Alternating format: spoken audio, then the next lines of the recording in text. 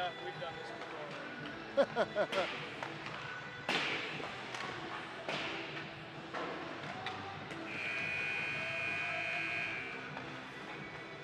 see if we were in the big. What? If we were in the big league, we'd have all this stuff taken care of. We'd have all these engineers, and all we got to do is talk. Yeah.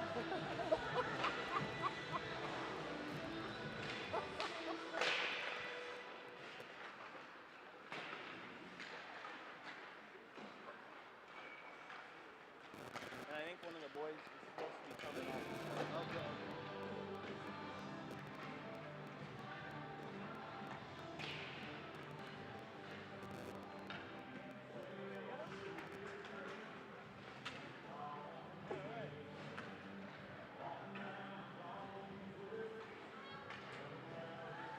Mic check. Mic check. I already did that. Here comes Jeff. I don't do that more than once. Hello, 1, 2, 3, 4. Hello, hello, hello. I'm Hello, about check, check. 10 Check, check, o'clock. check. Turn him up a Check. little bit. Hello, hello, Okay. hello. Check, check.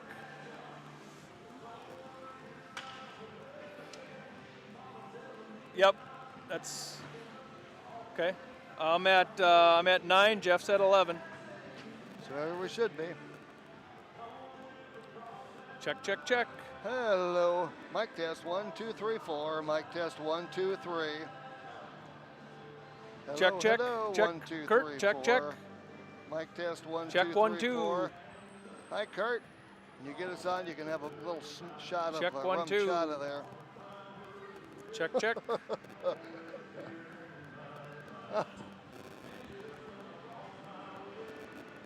Yeah. Okay. Yep, let's do it. We're on.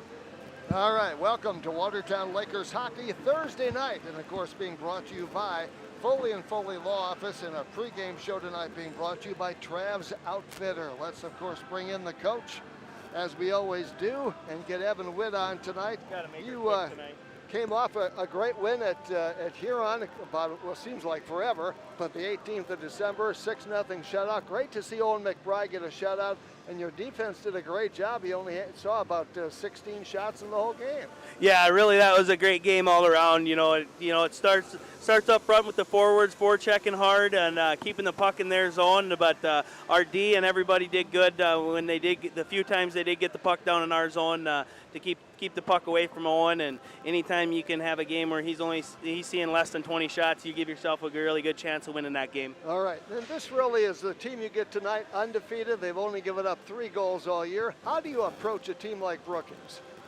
It's tough. So you look at, kind of what your strengths are, and you try to put a game plan around what our strengths are, and you know that they're going to have an answer for just about anything else you put out there. So to try to system a win or something against them is going to be tough because they're good enough to adjust, and they're deep enough where every line can take it to you. So one thing that we found is if we can keep the puck in their zone, and they don't like that very well, the pressure that we can have on a forecheck. So as long as we can run a good consistent forecheck, keep the puck down in their zone, that gives us a chance to stay in it and just make sure that our offside D are watching their flyers because they like to fly a guy out, and if we can do that and keep the puck in their zone, that gives us a chance. Big thing, keep the puck in their zone is going to be key tonight. Well, and I always remember that we've played Brookings before sometimes over the years, and they get a goal about 2 minutes before the game is over, and then you say, there goes the momentum. And you were playing great for a period, but you got to play these guys tough for 3, don't you? Oh yeah, absolutely. And it seems like the league's getting tougher and tougher that way. It used to be you could get a couple quick goals up on a team and you could kind of sit back, but anymore there's enough really good players out there, and just the depth on all the teams is a lot deeper than it used to be that, you can't really get away with that anymore. Okay. You play a home game tonight, then you go on the road for 5 straight games, starting, of course, Saturday night when you go down to play Sioux Falls 2, which should be a game that I think that you can win. Actually, that's Sioux Falls 1. Is it Sioux Yep, Falls 1? yep. Okay. So, yeah, we got 2 tough ones this weekend, and then, but yeah, the road, it's always good to have the home crowd, but I think the boys sometimes get excited when we can kind of quiet the other team's crowd a little bit too. So On the road, I don't know if that affects us a whole lot. It's never fun playing in Brookings, but the kids with the right attitude, they can feed off some of that excitement too. Coach, it's been a little bit since you played hockey. Yeah, it has. It seems like it's been a month or so, but it's just hard. Christmas break's always tough. The kids' sleep patterns are different. The practice times are different. Everything's a little different. So, we tried to get her back on track this week, and get over that hump. But I know we're all excited to get back to the rink and get back to some normal hockey time. Yeah, time to shake the cookies out, right? Yeah, absolutely. Well, we did a little of that Monday. Did you? A couple guys missed that Monday, so they got theirs on Tuesday. Well, there's no more break now. It's full speed ahead to the end of the year. Yeah, really. Up now it starts kind of the horse race. There's really nothing open. It's really throttled down the rest of the way. We have a couple tough games here, and then we have some games that definitely should be competitive in, and so we just got to start tonight, find some positives out of here, regardless of what the outcome is, and play our game, play hard. Not give up. That's when we're dealing with these high school kids. Just keeping their head in it is half the battle sometimes. So sometimes even if the score isn't on your side, trying to find those positives to build off and have something positive to build off for Saturday and another tough game. Okay, now Ostead has been out of the lineup for a couple weeks with shoulder injury. When's he coming back? Yeah, hopefully. We talked about it a little bit with Doc. Yeah, a little bit was out the other night and just didn't seem like he was quite ready to go. The last thing you want to do is send a kid out there that's a little hesitant, and there was enough of that and enough pain yet that just not worth it, to risk it. Like I said, there's a long stretch here ahead of us and got to think long term. Unfortunately, there's that COVID thing out there, so we got to make sure long term that we have guys healthy. So no reason to push anything right now and to get a guy back too early. They're too young. They have too much life to live to have something catastrophic happen. Well, and I think that's a good attitude to have as a coach, and I would be willing to bet that mom and dad appreciate that too. As much as they want to see their kids out on the ice, you do have to take it a little easy at times with some of these kids.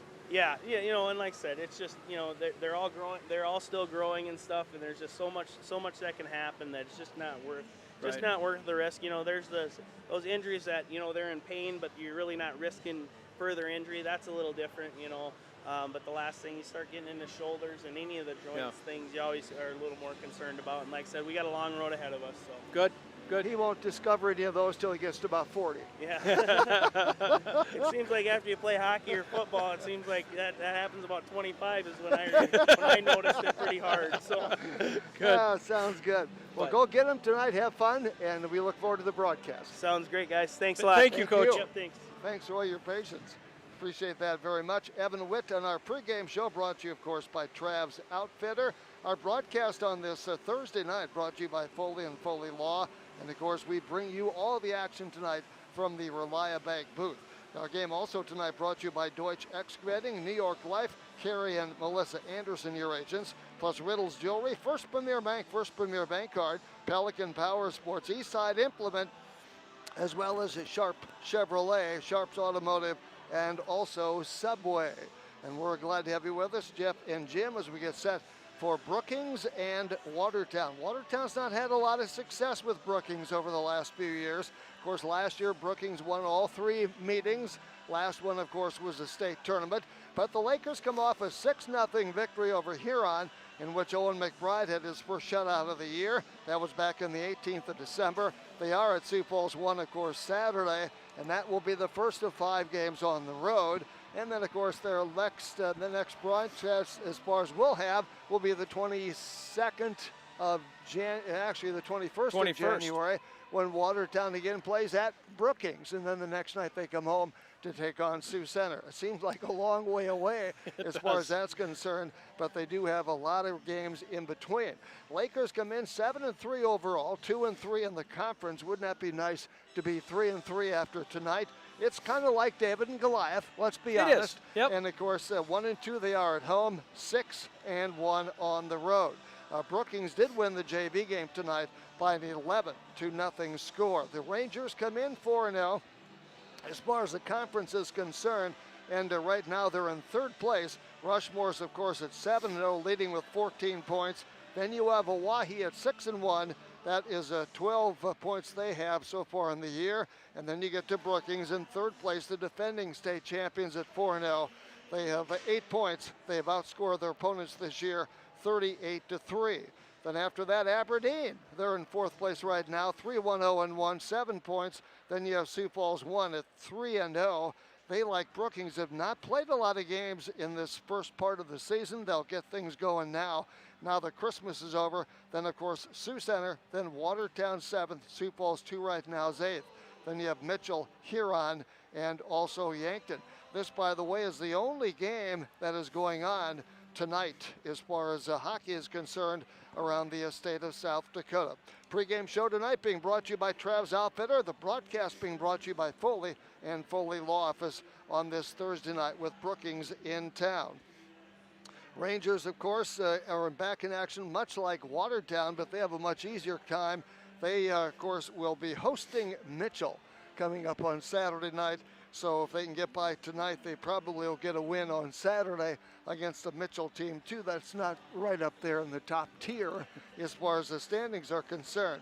So interestingly enough, Cade Brecker gets a start in between the pipes tonight, 4-0. He, of course, has given up or had 33 shots on goal, 30 saves. He's given up only 3 goals. His goals against average 0.82, 909 save percentage. He has 1 shutout on the year. Owen McBride, his counterpart, of course, 7-3 overall, 2-3 in the conference. He's given up 152 shots or 152 shots on goal, 130 saves, so he's given up 22 goals. He has a 4.40 goal against average. His save percentage is .855, but he also has a shutout. Owen, of course, a senior. Cade Brecker from Brookings is a junior, and then Egan Jensen, his backup, is a sophomore. Watertown's backup, of course, is the freshman Caleb Schmaltz. Evan Witt, head coach of the Watertown Lakers, and of course Justin Kercheval is the head coach of the Brookings Rangers. Nice to have you with us on this Thursday night. Mentioned that Brookings winning over Watertown in the JV game. Game tonight being brought to you, the pregame show. Trav's Outfitter brings you the pregame stuff. Pretty good crowd tonight. We'd love to have another 100 people in here, though. That'd be great. And, of course, we're broadcasting live from the Reliance Bank booth. And thanks to Kurt, of course, Crawford back at our studios. He always seems to be with us at night. And then, of course, our game also brought to you by Deutsche Excavating New York Life, Riddle's Jewelry, First Premier Bank Card, Pelican Power Sports, Eastside Implement, as well as Sharps Automotive with our pre-game show. Last broadcast of the old year, I guess I could put it that way, 2021. Look forward to the new 2022 and hope everybody has a safe and a happy, of course, New Year's Eve, which is coming up tomorrow night. Tomorrow night. Sure is good to be back, isn't it, Jeff? Yeah, it is. In our Reliance Bank booth here, it's kind of nice to be back, and I'm looking forward to seeing a really good Brookings team tonight. And, and this team, if you think back, Jeff, all the way back to the last year's state tournament, maybe even last year at this time, I don't know as though this team has been tested a lot for a year, really. Yeah. And, we have Rushmore at the top of the standings right now, but I really think that we're gonna see tonight the Brookings Ranger, probably the best team in the state. Well, quite possibly. Their wins so far this year, they beat Sioux Falls 2 to open the season 9-1, beat Sioux Center 7-1, beat Yankton 13-0, and their most recent game over Mitchell by 9-1. So they really have not been tested when you get right down to it. Watertown, of course, has had a little bit tougher time of it as far as that's concerned, but they are 2-3 coming off that 6-0 win. The night before they went to Aberdeen and lost, and of course, like Evan told me off air, we should have not even gone. He said that just wasn't good, and they had lost 3 in a row. They are 2-3. They won their opener 6-1 over Mitchell, then lost 3 straight to Sioux Falls 1 Oahe, and of course Aberdeen, but have come back with that 6-2 win. We mentioned they go on the road for 5 games. They play at Sioux Falls 1 Saturday night. Then they go to Sioux Center on the 8th. 15th, they're at Yankton. The 16th at Sioux Falls 2. And then, of course, the 21st, the game we'll bring you, they'll be at Brookings. Then they're home the next night to Sioux Center. And then get ready for the 28th and 29th. the Rushmores will be here, and that will be Stick It to Cancer night. We look forward to that. I believe that's the 29th. And when we go down to Brookings, oddly enough, talking to Cammie Powers prior to this day, she said that when Watertown goes to Brookings, that will be their Stick It to Cancer night on the 21st of January. And those are some great events. And we did our first Stick It to Cancer here a couple years ago, and it's really caught on through the state. I'm not so sure we invented it, but really nice ceremonies and so forth all throughout the state. The Stick It to Cancer thing is a really nice thing that South Dakota hockey does. Well, I think you could probably just say we started it. What the heck? Yeah, we can take credit for that. Why yeah. not? Great. Matt George, Brad Shutt, also Justin Ballas, and Sam Schrader are the officials for this hockey game for tonight. We have all four out here. And by the way, Dakota Wertink will be wearing 19 tonight for those that may be watching, as opposed to his customary 39. So he'll be a little bit different there, but we look forward to it. Brookings, of course, with the red sweaters, the red pants.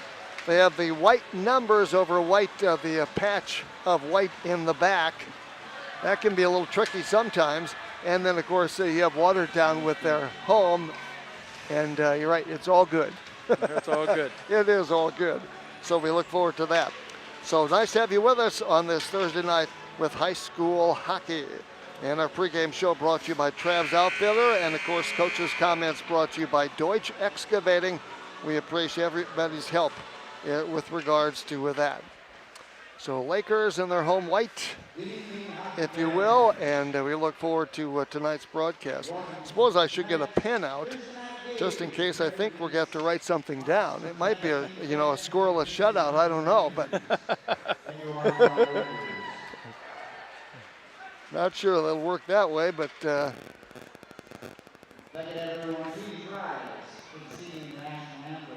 we're going to sing our national anthem tonight. We're going to go to the PA for our national anthem. All right.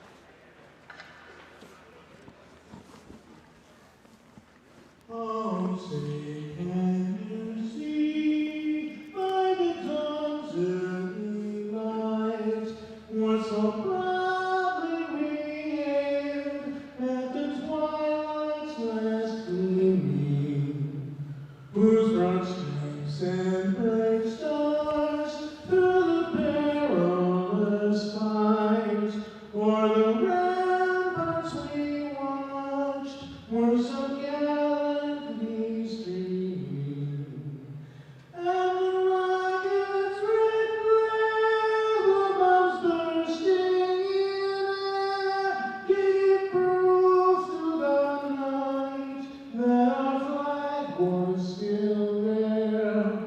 Oh, say does that star-spangled banner yet wave o'er the land of the free,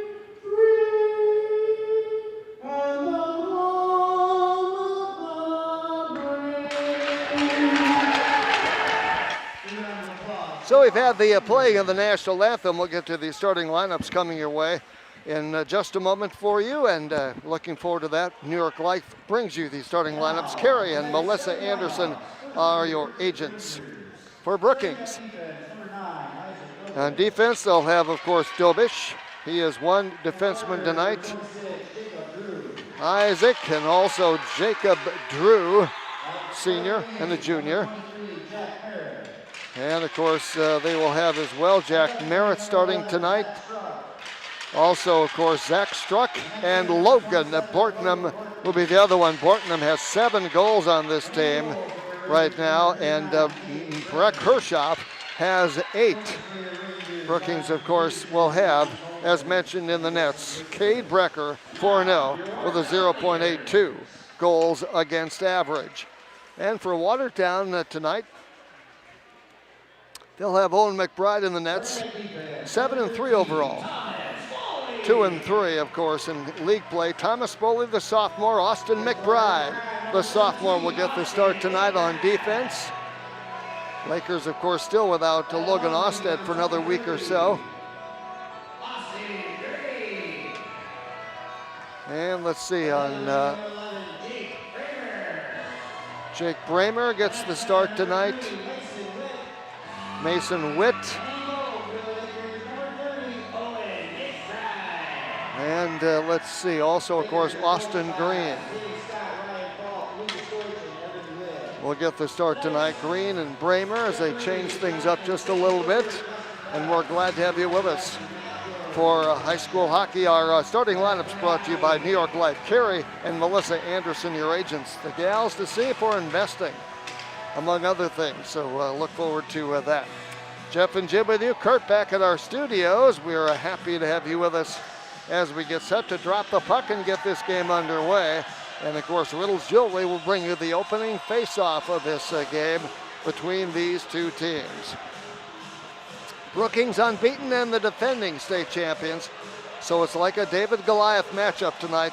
Can Watertown get on the board? No one scored more than one goal per game this year against Brookings. And they, of course, have had one shutout. So let's see what happens here. Bortman will, of course, get things put together here. He'll face off. And we are underway against Witt. Brookings won the opening face-off. They'll have the puck back in their own zone.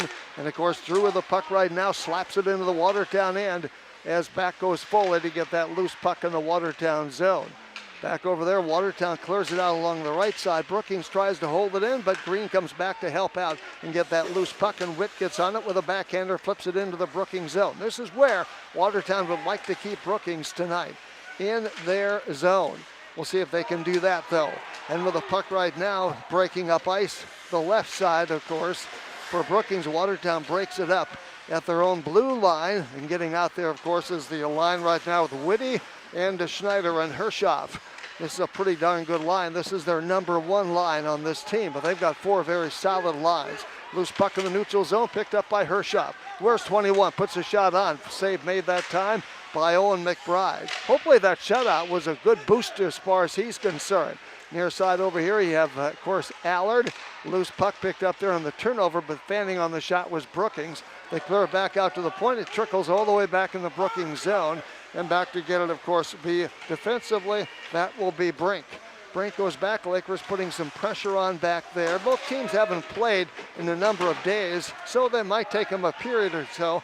Brink back beyond his own net. Has it knocked down by Boomsma, nevertheless. Getting on it, of course, for Brookings. That's Honkamp. Honkamp right now. Brink are playing defensively for the Rangers. Shot on by Allard. Gets broken up a little bit there.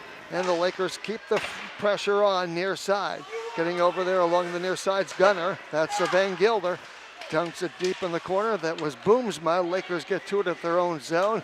Neutral zone, they'll play it right side. And of course, Wertink gets on that over there. Gets out as they bash it back behind the net. That time backhander by Honkamp. Lakers again keep the pressure on. That's great. They'll make a change here as Gunner and Gilder gets on it. Of course, Wertink is out on this line right here. This is, of course, Wertink and Ethan Scott and Jacob Riefenberger. And Schulte gets to it now for Brookings, plays it ahead. Brookings was offside at 14:45. For the Lakers already, they've gone 2 minutes, 15 seconds, haven't given up a goal yet. That's a good thing for that. Lakers doing a good job holding in the zone. Exactly. They really are. So Whitty and Hershoff and, of course, Schneider out there right now for the Rangers. Offensive faceoff coming in the Lakers zone. And, of course, it'll be Merritt in the faceoff circle for Brookings. Lakers counter with, I do believe, Scott. And it comes back out here. Brookings holds his zone. Right side with it here, getting back out Whitty. Goes left side with that puck to Schneider. Schneider with the puck there, putting a shot on, scores! Just like that.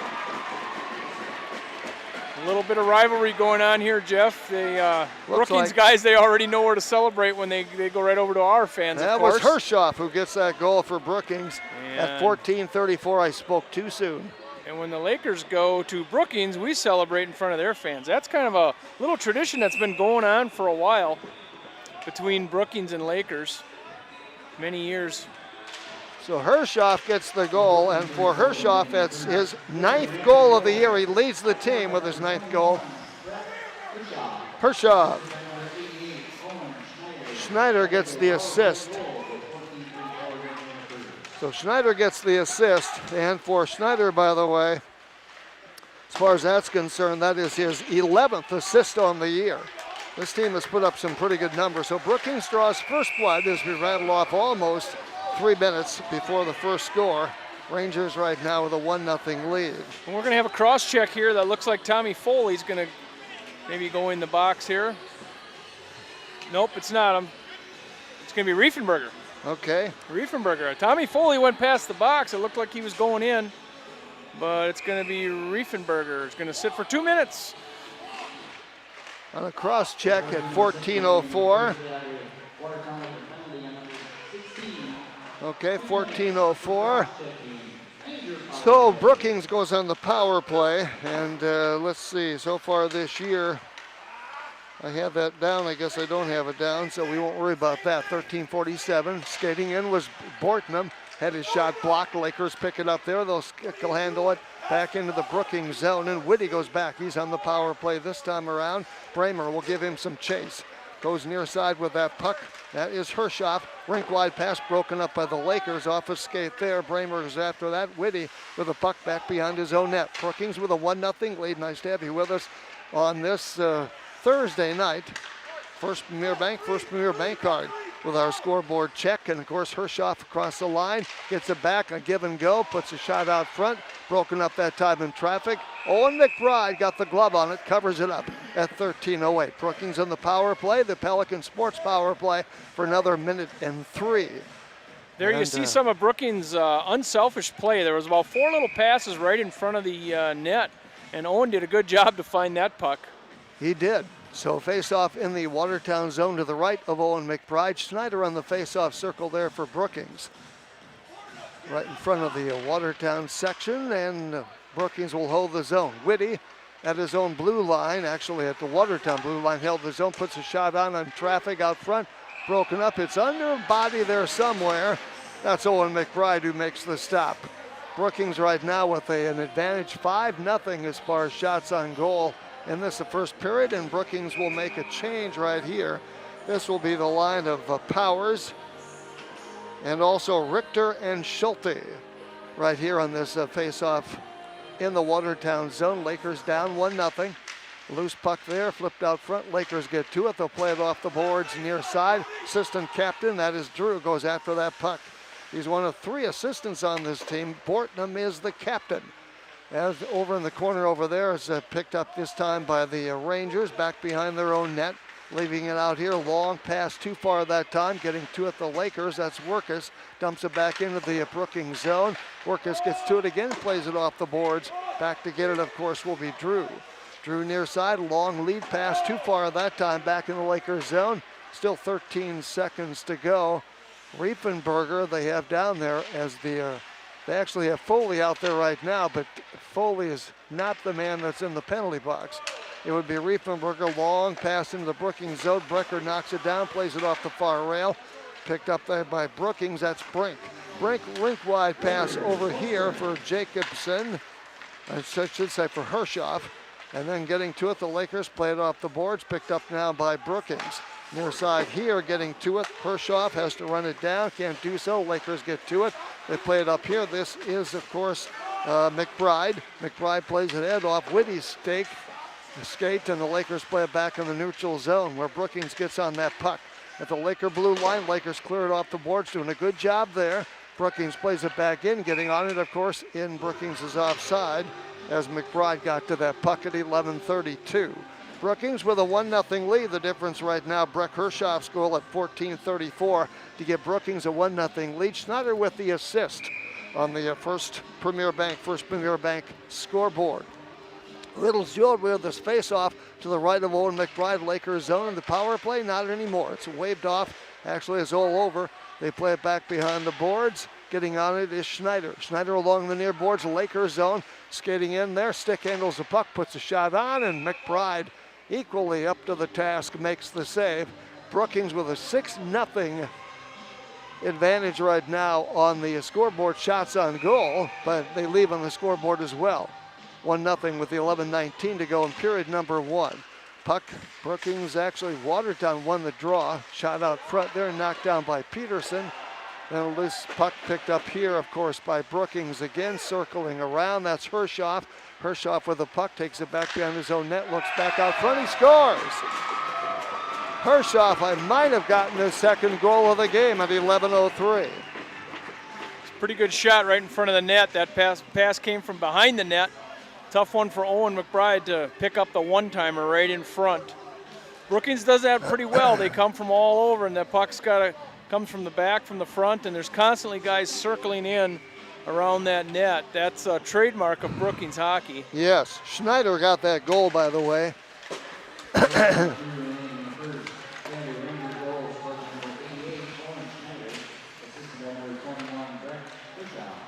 Hershoff. Schneider from Hershoff. Yes, last time it was Hershoff from Schneider. For Schneider, by the way, that's his 6th goal of the year. For Hershoff, that is his 6th assist of the year. So the Lakers down 2-0, 10:36 to go in the opening period. Nice to have you with us tonight on 1480 KSTR, streaming live as well on YouTube. And the Lakers play it off. That's Drew, plays it back behind his own net with a backhander. Out to the point, Brookings can't hold it. And the Lakers get to it. Gunner picks it up there, Van Gilder, and then gets the puck back just inside his own blue line. Now with the puck right here, this is Bowling. Bowling stick handles nicely. Tries to get around to Brink down there in the corner. Bowling with the puck, looking for a centering pass. Brookings intercepts, takes it away. This is Schneider. Schneider with the puck, has it taken away. Nice back check that time by the Lakers, picked up by Witt. Plays it back in the Brookings zone. Watertown wants to keep it down there as much as they can tonight. Out there, of course, is McBride, working down there. Far side, picked up over there on the corner as Foley plays it ahead off the wall. Lakers get to it. This is Workus with the puck, looking for a centering pass, takes a big check that time. Loose puck along the near boards, kept in this time by McBride. At his own blue line, neutral zone now, and he takes it back into his own zone, just over the blue line, takes it back to center ice, gets tripped up a little bit, nothing call. Aller gets to the puck, and now we may have a whistle, We are going to a get a delayed tripping call. penalty. That'll be on Brookings, so Watertown will go on the power play, the Pelican Power Sports power play. Tripping at 9:21 to go in the period.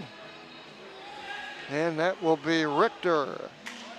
Richter, who goes to the penalty box. So the Lakers in the power play right now. Boomsma had it go through his legs, but he gets back to it. Lakers now in the puck over here. Right now, this is Green off to Boomsma. Boomsma with the puck, stick handles in over the blue line, down the right side, plays it back here over here to Foley. Kicks it ahead a little bit with a skate. Getting on it, of course, is McBride. McBride with the puck along the near boards. Back behind the net, try to get it out. Brookings tries to break it out. They do along the boards there. Picked up by Bortnam. Lakers come back with a nice back check, and they get it over here for Green. Green leaves it now for Witt. Witt has it poked away nicely that time. Gets it along the near rail. Along the near boards in the Brookings zone with 8:37 on the clock. Brookings up 2-0. Going after that loose puck, of course, out there. Picked up, shot on. Brecker makes the save. Perhaps that was a shot on goal. I'm not sure if it got there for certain.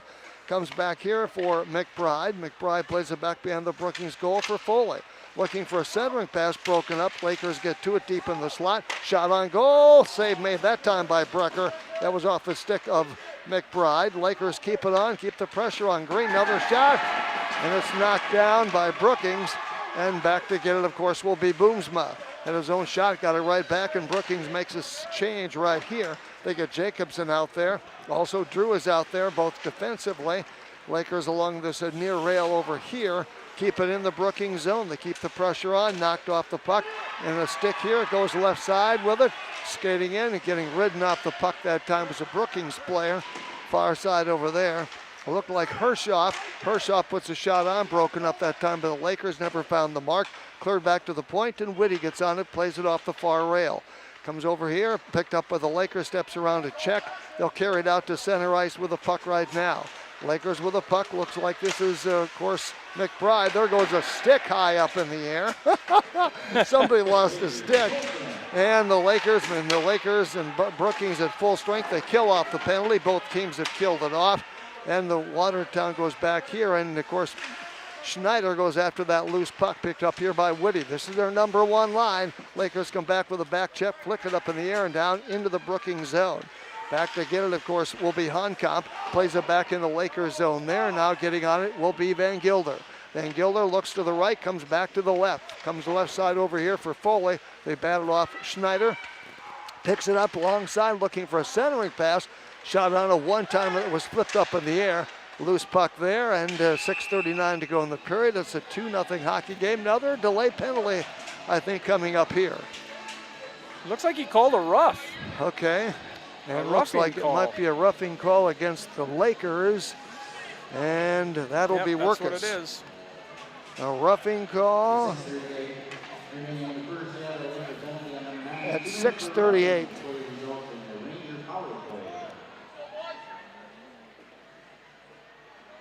Third penalty of the period. Face-off coming, and that's a Riddle Jewelry face-off. Brookings holds his zone. This is Bortman. Back out here it comes to Whitty. Plays it in the corner for Schneider. Getting on it, of course, is Brookings. Near side, picked up here by Wertink. Plays it off the rail. Back to center ice. Lakers get it back. Wertink down the right side. Fans on a shot. Still gets to it. Far side, picked up here by Brookings. Overskates the puck just a little bit. Played it back in the Brookings zone. The Rangers are on it, dumping into the Lakers zone. And Foley goes after that loose puck back behind his own net. Plays it far side over there, getting on it to Schneider. Comes back out here. Now, of course, to Whitty.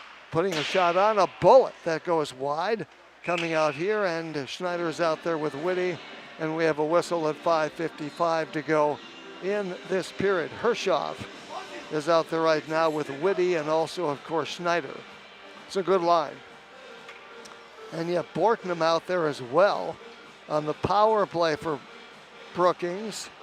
And you have Merritt. I don't think I've said Merritt's name tonight, and I should have.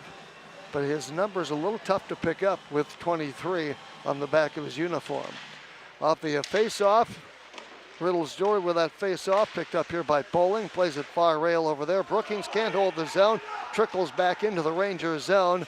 And the junior netminder plays it back behind his own net. That, of course, is Brecker.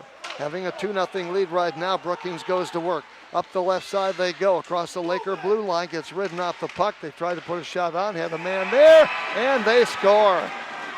They do that so well with that cross-ice pass. The guy breaking up the right or left side, and Brookings has a 3-0 lead at 5:30 to go in the period.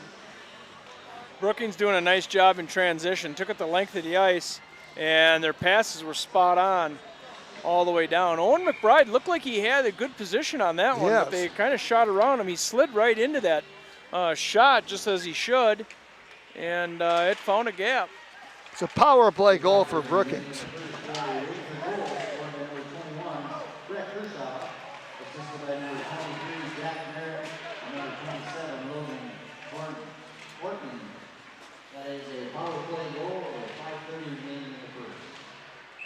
So Hershoff gets his second goal of the game, plus he has an assist. Merritt and Bortnam get assists on that play. And we're going to have a penalty, Jeff. This is a Laker penalty. It's a roughing call. And it looks like it's probably going to be, looks like Foley. Foley is going to goes get it off. this time. He avoided it last time, but he is going to be in the box for roughing for 2 minutes. At the 5:11 mark. So the Brookings Rangers are going to go on a power play, which the Lakers don't really need at this point. No. But the Brookings Rangers will do it again for 2 minutes with 5:11 left on this clock. Okay, Bortnam is out there. Merritt is out there for Brookings on this power play, as is Hershoff. Lakers counter, of course, with McBride among those defenders out there. And Brookings wins the draw. They'll hold the zone at the point. Back left side is Whitty, looking for center pass at a shot on, broken up this. Coming over to stop at that time was McBride. Back to Whitty at the point. Rink wide bullet goes for Hershoff. Hershoff with the puck, looks out front here. Lakers almost got there, and they tried to get it at Bramer. Couldn't get there in time. Brookings holds his own, back for Whitty. Bramer knocks it down. We have a whistle. This is already a 5-on-3 for Brookings. Yeah, his Mason Witt is Witt off, too. is also in there, and now we've got another penalty here. And that's going to be an interference call, and that's going to go on the Lakers. It's going to remain 5-on-3. So there's 3 penalties right now on the Lakers side. We're going to play 5-on-3 for 1:36, and then we're going to be a 1-man down for the remaining 2 minutes starting right now. Well, this is too good a team to be down 2 men.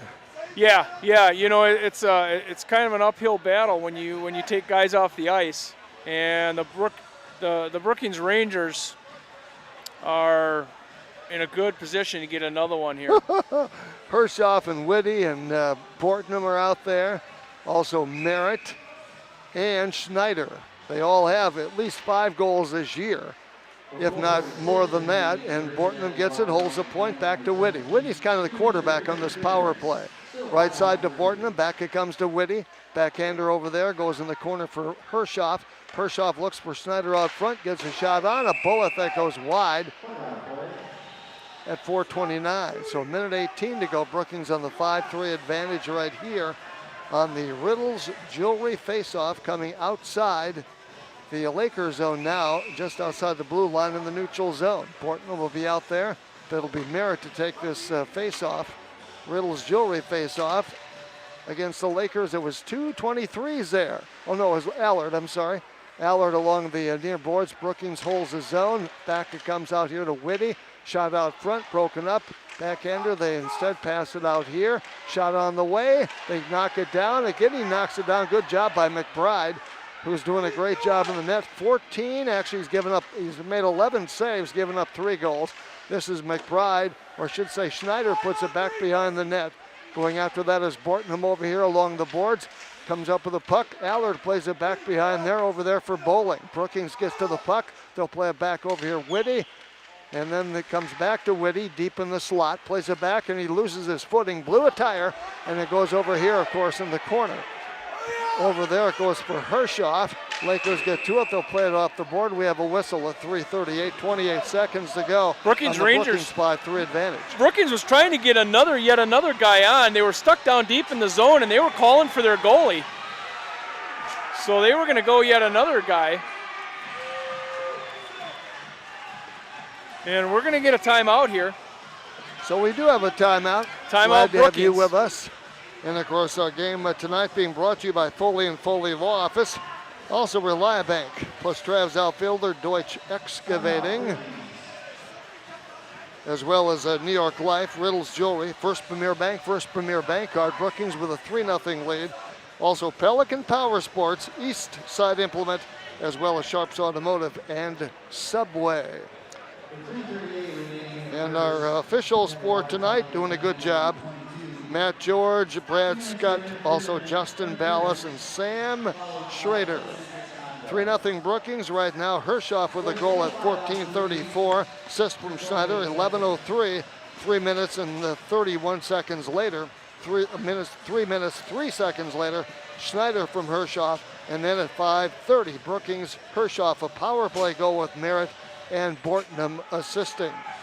And we have a face-off coming in the Lakers zone to the right of Owen McBride on the offensive drop-off, if you will, brought to you by Riddles Jewelry.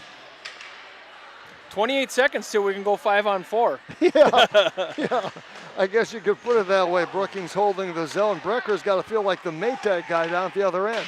Shot on that goes wide. He's the goalie, of course. Workus got in there, shot out front. Oh, they fanned on that one just a little bit.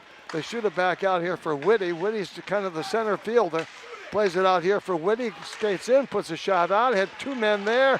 Stop on the play. The puck is stopped. We have a whistle with 4 seconds to go. Still on the Brookings power play, 5-on-3. And then it'll be 5-on-4. You never thought you'd be anxious to play 5-on-4, do you? You never thought you'd be anxious to be back at 5-on-5. Yeah, this has been a nightmare, let alone a long period. Comes over here as Owen Schneider goes after that puck. McBride over there, I should say Merritt over there as well. Picked up here by Bortnam. In there is Workus making a case for himself. Comes back to Hershoff, to Whitty. Whitty comes left side with it for Hershoff. Low puck there, gets away. Bortnam comes up with it along the weak side, the near side. Shot on that time by Whitty. Broken up in traffic, holds the zone. Gets over here, of course, for Bortnam. Back to Whitty. Whitty backhanders over here for Hershoff. Back to Whitty. Looks for a shot on. That goes wide, carries wide. And we still have a 5-on-3 as 22 and 17 are both in there right now for a minute 24. So we're going to say 5-on-3 hockey, Jeff. Is this can I say something? Is this fair?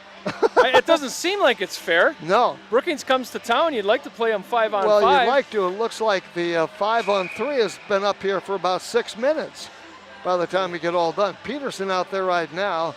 Defensively, Struck is out there. I haven't said his name enough tonight. Haven't seen Powers all that much. Comes back out here to Peterson as he holds the point, puts a shot on, broken up in traffic by Bramer. Gets on the stick over there, puts a shot on that time. It comes over here far side. Honkamp gets to it, skating in, whistles a shot right on. The save made by Owen McBride. 1:05 to go, and we only have 2:15 to go in the period.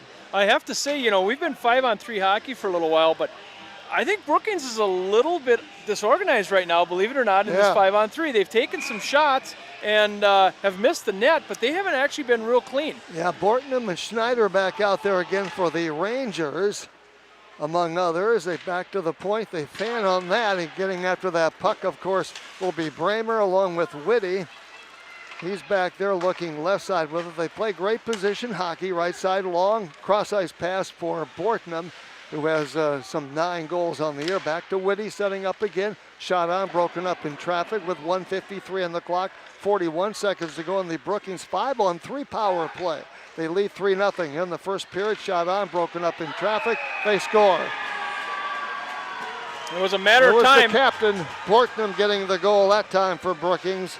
A power play goal, 2 power play goals tonight. In a matter of time, we got all the way down to 34 seconds left there on a 5-on-3, and Brookings finally got one in on a 5-on-3, and Watertown Lakers actually held out a long time. They Two did. players down, they really did. Yeah, they really did. So it's 4-0 now. Now they still have a 5-on-4 advantage for 34 seconds. All right, and of course out there right now is Powers, I should say. Powers on this line. And of course, Powers out on this line with Schulte and Richter. This is a pretty good line too. This is our third line, if you will. And back behind the net, shot out, comes back out here, kept in by Peterson at the point, just inside the line, puts a shot on, broken up off the stick and out of play, off the skate that time of Thomas Foley. 10 seconds to go on the 5-on-4 power play. Minute 20 to go in the first period. Brookings with a 4-0 lead. They've outshot Watertown 20-3 on the First Premier Bank Cards scoreboard. Right side pass here, comes over here, taken back behind the Lakers net, poked away nicely that time by the Lakers. Brookings, I think they play with more guys. Rink wide pass over here, and the shot goes wide. Both teams now at full strength. It's been a long time since we said that. Drew out there right now, picked up here, of course, defensively. Goes left side with it for Struck, puts a shot right on, and McBride makes a save. And you have to believe that in the first period, being a man down or 2 men down most of the period is going to have to wear on the Lakers. And I'm sure Coach Witt is going to try to shuffle some guys in and out. Yeah. Haven't seen German, Holin, or Moll yet, but we have seen Scott, Riefenberger, and Wertink so far. And the Riddles Jewelry face-off to the right of McBride with Watertown Brookings. Comes back out here. Drew put a shot on that was broken up in traffic. Picked up here, shot on again, broken up in traffic. That was Schneider. Picks up the puck after the block. Comes back out here, puts a shot on. That goes wide, up over the glass and out of play with 37.8 seconds to go. So 23-3 shots on goal favoring Brookings, and the scoreboard as well, 4-0 on the First Dakota Bank and First Premier Bank card scoreboard. Puck goes back in the Lakers zone. They've been down there all night, it seems like, and they have the puck right now. Shot on, that goes wide with 28 seconds to go in the period. Played back behind the Laker net. Watertown gets it. That was Boomsma. Played it back. Brookings intercepts.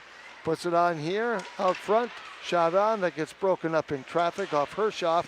Picked up here, picked up now by Drew. Puts a shot on and glove save made that time by Owen McBride. Coming off a shutout against Huron, but Huron's not Brookings, I hate to say it, but they just aren't, and they're down this year. But McBride, still, anytime you get a shutout in hockey, I think at any level is quite an accomplishment. Drew plays it off the near boards over here, goes ahead for Bortnam. Looks for a centering pass there. He had Hershoff as the horn sounds, ending period number 1. So on the First Premier Bank card scoreboard, it's Brookings with a 4-0 lead after 1 period of play. Nice to have you with us here on 1480 KSDR, and we're also streaming it live. Go watertown.net. I think we'll be talking with Vince Foley from Foley Law here in between this first and second period. Right now, 3 saves in the first period for Brecker and 20 saves for McBride. And I think McBride's played quite a game already in this contest, yet he's down 4-0 in this hockey game.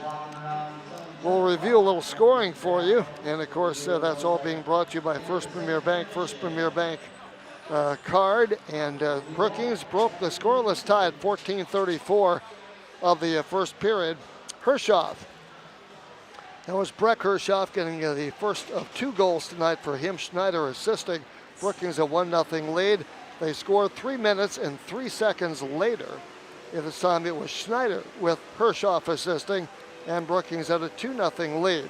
Then of course 5:30 to play in this first quarter. Hershoff a power play goal with Merritt and Bortnam assisting, giving Brookings a 3-0 lead. They have their second power play goal of the period at 1:44. Bortnam with his first goal, and of course for Bortnam, his 6th goal of the year, and right now it is 8th goal of the year, I'm sorry, and Brookings with a 4-0 lead after 1 period, and again 24-3 shots on goal with favoring Brookings in that first period. Both these teams back in action on Saturday night. Watertown goes to Sioux Falls 1, whom they played earlier this year, and of course Brookings will be home hosting Mitchell on Saturday night. Both are 7 and 8 o'clock starts as far as that is concerned. So we have of course from Foley Law, we have Mr. Foley, Vince, who's up here, and appreciate that. Appreciate the sponsorship for tonight. Always good to see you. How you doing? I'm well, thank you. Excellent. You can put that mic just a little bit closer. There Okay, you go. thank you. We want you to do that. Have a good Christmas. I did. Good. I did. Spend it flooding the backyard. Well, actually, now we're flooding the pasture. So. You really? Yeah. Imagine what it's like when a lawyer walks into an ag supply store and asks for a silage tarp. They look at you like, what are you thinking? Must be a hockey dad. So do you have a Zamboni yet? Did you buy a Zamboni yet? Well, you know, we used to have one that we used, that it was a little pull cart. You'd stick a propane torch in to heat the water up, and it'd drag, and you know, it was way too much work. So we just put a new flood down and let it drain out. Oh, that's great. Well, another interesting battle as far as hockey is concerned. Brookings really has their feeder program going, don't they? They do, and they have a fantastic coach that really does a good job of stressing the right way to play the game. You know, it's amazing how well they stay out of the box, game in and game out. Yeah, that's true. I was sitting over there earlier in the period, and he's watching every player in every location on the ice. Yes. And he's coaching every player at all times. I noticed that when I sat over there. He can be loud, and he can be aggravating to the opposing fans, but he knows what he's doing. He knows the game, and he has the entire program shifting in high gear. It's impressive to watch. Well, and I've talked to some people from Brookings a couple of days ago, and they think this team's better than the team that won it last year, won the whole thing. Really? Yeah. Okay. and they I think wouldn't this- agree, because that team last year was really good. Yeah, that's true. So we'll have to wait and see. We haven't seen, of course, the Rushmores yet, and they've jumped out to a 7-0 lead, and they lead the league right now. And they have a goalie that's doing a pretty good job out there. So, Yes. And Yep. he'll be here in a couple of weeks, actually the 29th of January for Stick It to Cancer Night. So we'll look forward to that. That looks fun. That looks fun. Another good game. Yeah. Well, we'll see. I wouldn't. I guess I wouldn't say this is a good game, but That's true. 4-0 right now if you just joined us. Yeah. You've been involved with hockey, it seems like forever, but it's been great because you've had a lot of kids that have played, and you've contributed a lot of hours, a lot of time yeah, between your dad and you and everybody to this hockey program. kind of. Yeah, I can almost see the end. We've got 3 more years with Tommy. I'm, Don Roby's son came out, started back to playing hockey this year, so it's nice. I'm no longer the oldest parent in the Hockey Association. Oh, that's good. I've always said you have a cot in one of the rooms out here, and you can just spend a little time there if you like. I used to on the 6 a.m. practices. I'd turn on the heated seats in the car if I wasn't coaching. I'd take a nap. So Vince, you're also the president of the Hockey Association again. I am. Yes. So, and you've done this for many years. How have things changed? How different is it this time around as a president as opposed to before? A lot of similarities, but some of the things must have changed somewhere along the line. Yeah. A good change has been, in my opinion, the growth of the girls' side. There's been a lot of effort over the years at the different levels to grow, and it's difficult until we have some more elbow room, more ice, to actually do what can be done with the girls. But it's an exciting game for girls to play. Of course, I'm biased, but my daughter was the first girl to play for Watertown hockey. But it's really exciting to see the numbers that we've got on the benches for the girls' teams. That's the thing that I think is the most exciting. And that's kind of a thing that's trickled down a little bit at the state level, right? The state a few years ago said, hey, we're going to have a girls hockey. Yes. So they kind of pushed all the associations, get your U14, get your U12, and that's kind of been the push. Yes, yeah, they've done a good job at the state over the past 7-8 years to really push those numbers and create opportunities. And sometimes those opportunities impinge upon the youth side, and when I say youth side, that's commonly referred to as boys, but actually it's youth hockey. Any girl can play on the youth side. They don't just have to play girls. And I know even back to a couple years ago or several years ago when my girls started playing, it was kind of that thing where a lot of the girls, the smaller girls, didn't know they could play hockey. Yes. They didn't know that was an option. Yes. And I think perhaps now it's becoming an option for them. Yeah, and it's fun to come out to see the numbers of people that aren't connected to the particular girls watching the games. It's difficult because schedules conflict, but we'll see people come out to watch girls hockey that aren't a parent or aren't a boyfriend. And if you're one of those spectators that, I'm not going to come watch hockey, I don't understand hockey, I don't know all the rules.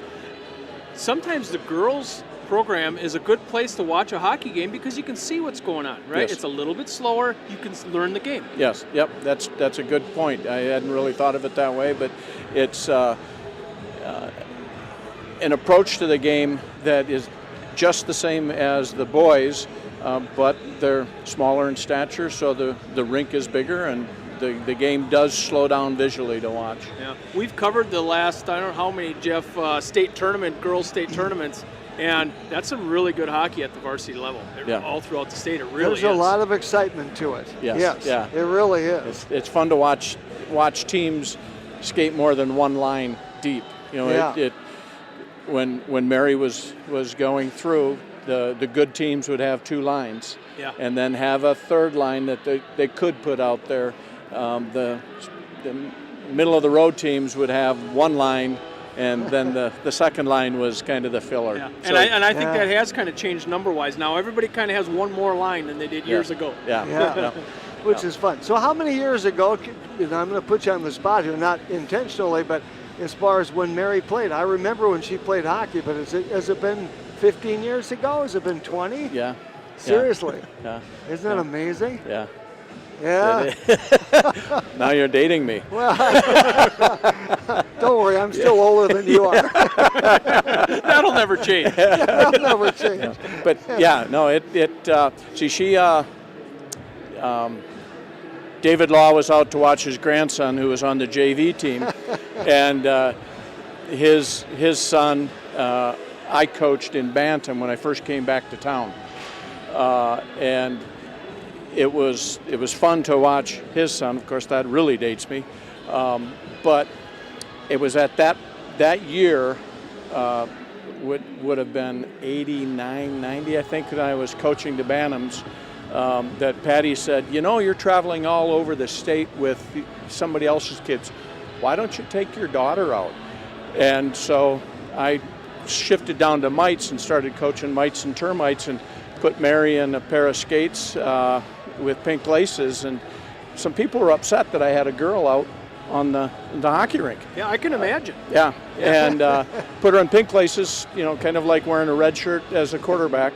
And she just kind of putzed around that first year, but then pretty soon she jumped in. Tom Beednell's son joined. Tom and I were high school teammates, and we kind of advanced those kids through, and Mary ended up playing on TJ Beednell's team way back when.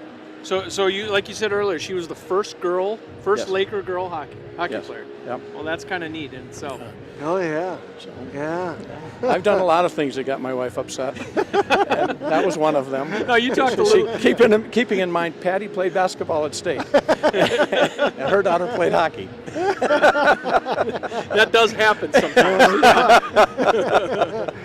Now, a couple years left to go. One more year probably at the base, and then we get a new facility. And you were telling me one, maybe two. Okay. Probably close. Probably just given the construction schedule, Yeah. that type of thing. Probably 2 years. So, yeah, not this next season, but the following season, with Mayor Holeen and Manager Mac's leadership, and frankly, several of the council members, both past and present, pushing this through. It's going to come to reality, and it's going to be a very, very exciting step for all winter activities in Watertown. Sure, it's going to be hockey, but a two-sheet facility brings a lot to a community. Well, and the option also of someday maybe even having a third sheet. Got a lot of growth to go in programs to get to a third sheet, and I mean, so it's being designed to be able to have a third At sheet least, if it yeah. ever gets there. Yeah. But if you think about it, Brookings doesn't have a third sheet yet. Right. That third And- sheet is a tough one. That's yes. So looking back at the program for many years, and now a new two-sheet arena, where does that put hockey or ice activities 5-10 years from now in Watertown? What does that look like? Well, of course, I'm biased again, but I think once we have that kind of excitement building, you'll see the little kids really grow. The numbers, the programs will really grow and expand, and then that'll, of course, build all the way through, and we'll end up with more and more participation. I think the future is bright as far as youth participating. It's one of the things that I always would make the argument for as back in my prior career as a judge, is I liked hockey because it kept 20 kids doing something. Yeah. And then if you have a varsity and a JV, you'd be up to 36 to 40 kids. And as a judge, I didn't see too many athletes in juvenile court. Well, absolutely, and that's a whole other topic that you could talk about, what sports means to kids and families and so on and so forth. It's sports and activities, and I don't mean to just say sports. Yeah, right. I mean debate, band, all one-act play. Those are all things that keep kids busy and make them part of a team. It gives them structure, is Yes. what it really gives them. Yeah. Yeah. So it's pretty cool. We just need to have a little more structure on our penalty. The Laker penalties tonight. Scrapers. My own kid. I don't know what he was thinking. His mother's going to let him have it, I'm sure. Well, Vince, maybe on the way down you could catch him over by the bench and coach him a little bit into the second period. I stay out. I stay away from the bench. Yeah, good I'm idea. a parent. Good idea, Vince. That's very good. So, Well, it's good to see you. Thank All right, you for your you bet. sponsorship as always. I appreciate it. Happy New Year. Happy New Year. Yes. Go Another Irish. year. Go Irish. I haven't seen them in a while. Yeah, I haven't been catching them very often. I've been out here. Well, that's true, but they should get back into college. Is taking a couple weeks off too. Yeah. They should get back into it here on the stretch run. Pretty soon I'm going to have to start saying "Go Vikings." Oh, I can't wait. Oh, I don't know. Augie hockey's going to be great. Augie hockey. That's right. That's Good. right. That's going to be exciting. It will be. That's great. Good. Good. Thank you very much. Thank you, Vince. Appreciate Thanks, it as man. always. Thank you. President of the Watertown Hockey Association, Vince Foley. We appreciate that. 4-0 if you just joined us. On the First Premier Bank Card scoreboard. 4-0 Brookings with the lead, out shooting Watertown 24-3 in that period.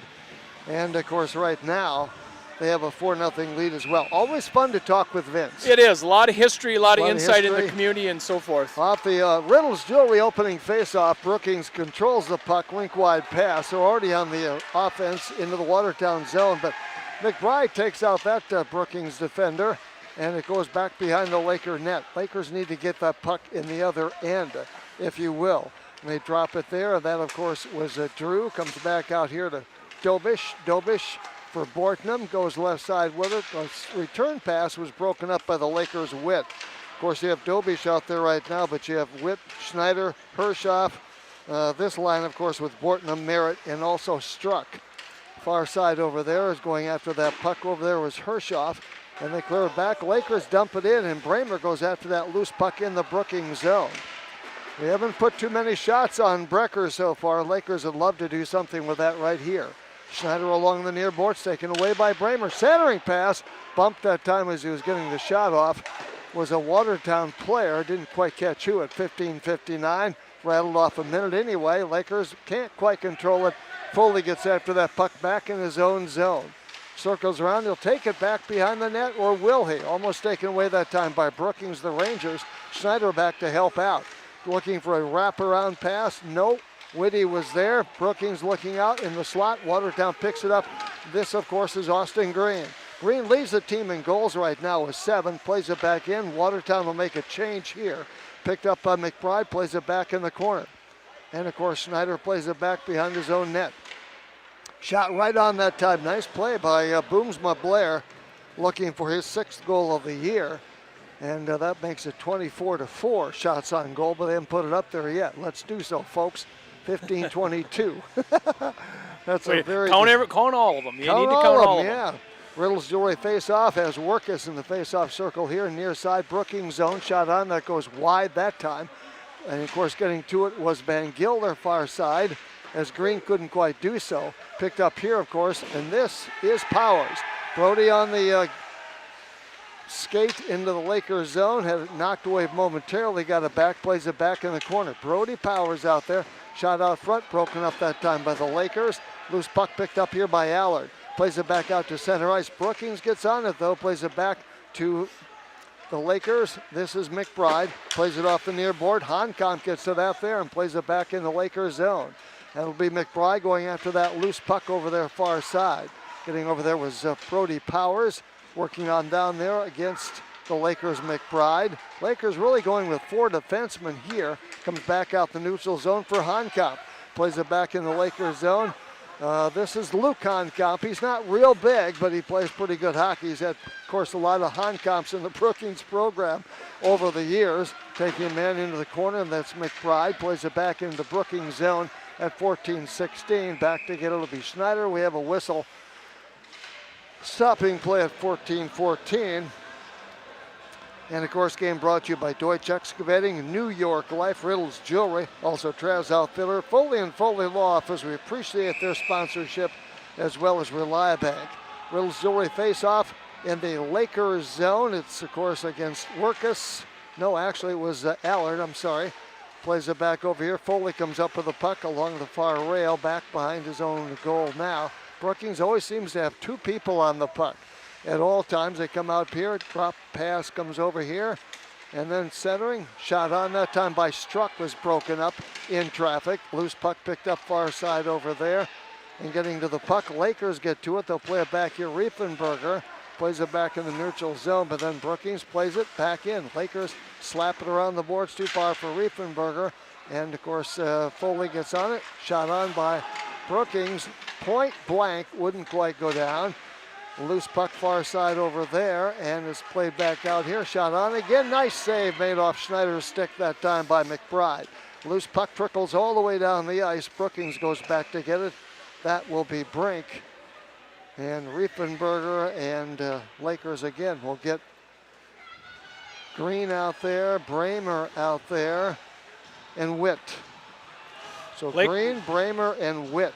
Lakers needing to find a step here. You know, they really need to come out a little bit more physical, I think, and get Brookings off their pace. Riddles Jewelry face-off, picked up for the Lakers. They win the draw on the Bramer. Knocked away, but he goes after that puck. Hershoff gets to it. Plays it back in the Brookings zone. They'll play it around the board that time. That was a Honkamp picked up over the Lakers. Foley plays it back in. Brookings there to get on that loose puck. The captain, or the assistant captain, Whitty, plays it back into the Watertown end, if you will. And Lakers pick it up here. This is McBride. McBride, long pass for Bramer. Can't quite catch up to it. And, of course, Honkamp goes after it. Lakers are offside at 12:49. No score in the second period right now in the first, of course, Premier Bank. First Premier Bank scoreboard. It's 4-0 Brookings with the lead. They outshot Watertown 27-4 in this period. 3-1 in this period alone. Game total. And of course, you have Brink back defensively, and Dobish back there might be instead Mr. Drew. Off the face-off, Lakers play it in the corner.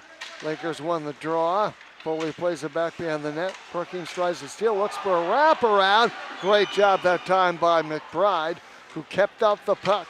Loose puck over here for Bramer, too far. Knocked down by Dobish, knocked off his stay. Picked up here by Witt. Witt over the blue line. Lakers may be playing a little more physical here, and they need to. Witt will play physical with anybody. Takes his man off the puck. It goes back into the far corner. Lakers in the Brookings zone, tries to get something started here at 12:13 to go in the period. Brookings up 4-0 on the First Premier Bank scoreboard. Back out here comes to Foley, steps around to check that time, gets ridden off the puck, picked up here by Brookings. They'll skate back to center ice. Around, of course, Green, they dump it back in. Lakers will get to it. And, of course, that was Drew going after the loose puck there, picked up Bortnam. Along the near rail, picked up here by the Lakers. This, of course, is McBride. Foley with the puck, looked for a backhander, ridden off there that time by Schneider. Picked up here by Boomsman, knocked down by Schneider. Played over here that time, and is picked up here by Brookings. This is Struck. Struck with the puck, skating in, put a shot on, and it gets deflected. Save made that time by McBride. Comes out here, the Lakers. Foley plays it back in the neutral zone. And this is Struck after that puck. He wears number 11. Brookings with those uniforms that are red, sweaters and pants, but then they have white and the white number on top of the white. Who thought that up? Anyway, it comes off here, of course, to Foley. His pass is blocked, picked it up here, rink wide, too far that time for Van Gilder, picked up here by Allard. Plays it back in the Brookings zone, and of course a shot on that time. Denver quite found the goal off Van Gilder, but he took it anyway. Lakers put a shot on, and Brecker actually has to make a stop. Still 4-0. We've rattled off some 6.5 minutes so far. 29-4, Brookings with the advantage of shots on goal. Riddles Jewelry face-off coming to the left of Brecker. Workus out there in that face-off. Works it again, and it's played back that time by not Richter, but Hershoff. Whitty is out there as well. It's a good line with Hershoff and Whitty and Schneider. And they'll play it back in the Lakers zone. Schneider breaking down the left side. I'd call it the weak side in basketball. Comes out here. Schneider still in the puck. It's ridden off the puck far corner. Picked up by Van Gilder. Pass ahead, broken up by Whitty.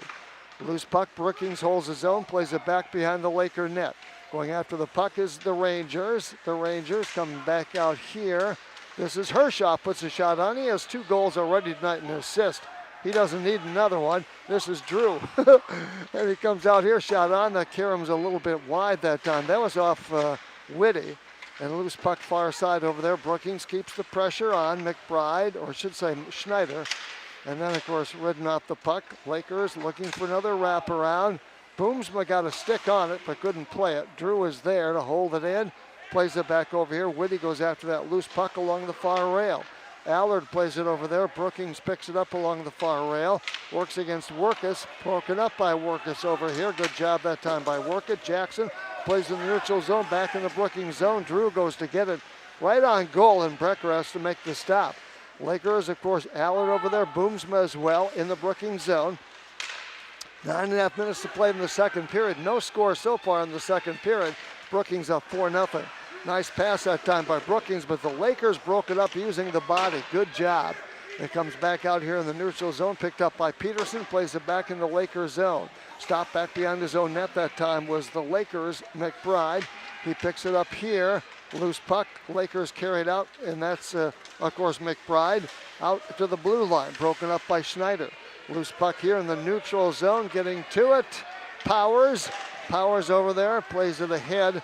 Powers, of course, on this line, and Powers with that particular line was Richter and Schulte. Schulte and Richter, and it comes back out here. Powers plays it ahead. Brookings plays it over here for Bortnam. Knocked down. Bortnam got it back, puts a shot on. The Karam's wide. Comes over here, far side over there. Shot right on goal, and Owen McBride makes the stop. 8:32 to go, second period. Brookings up 4-0.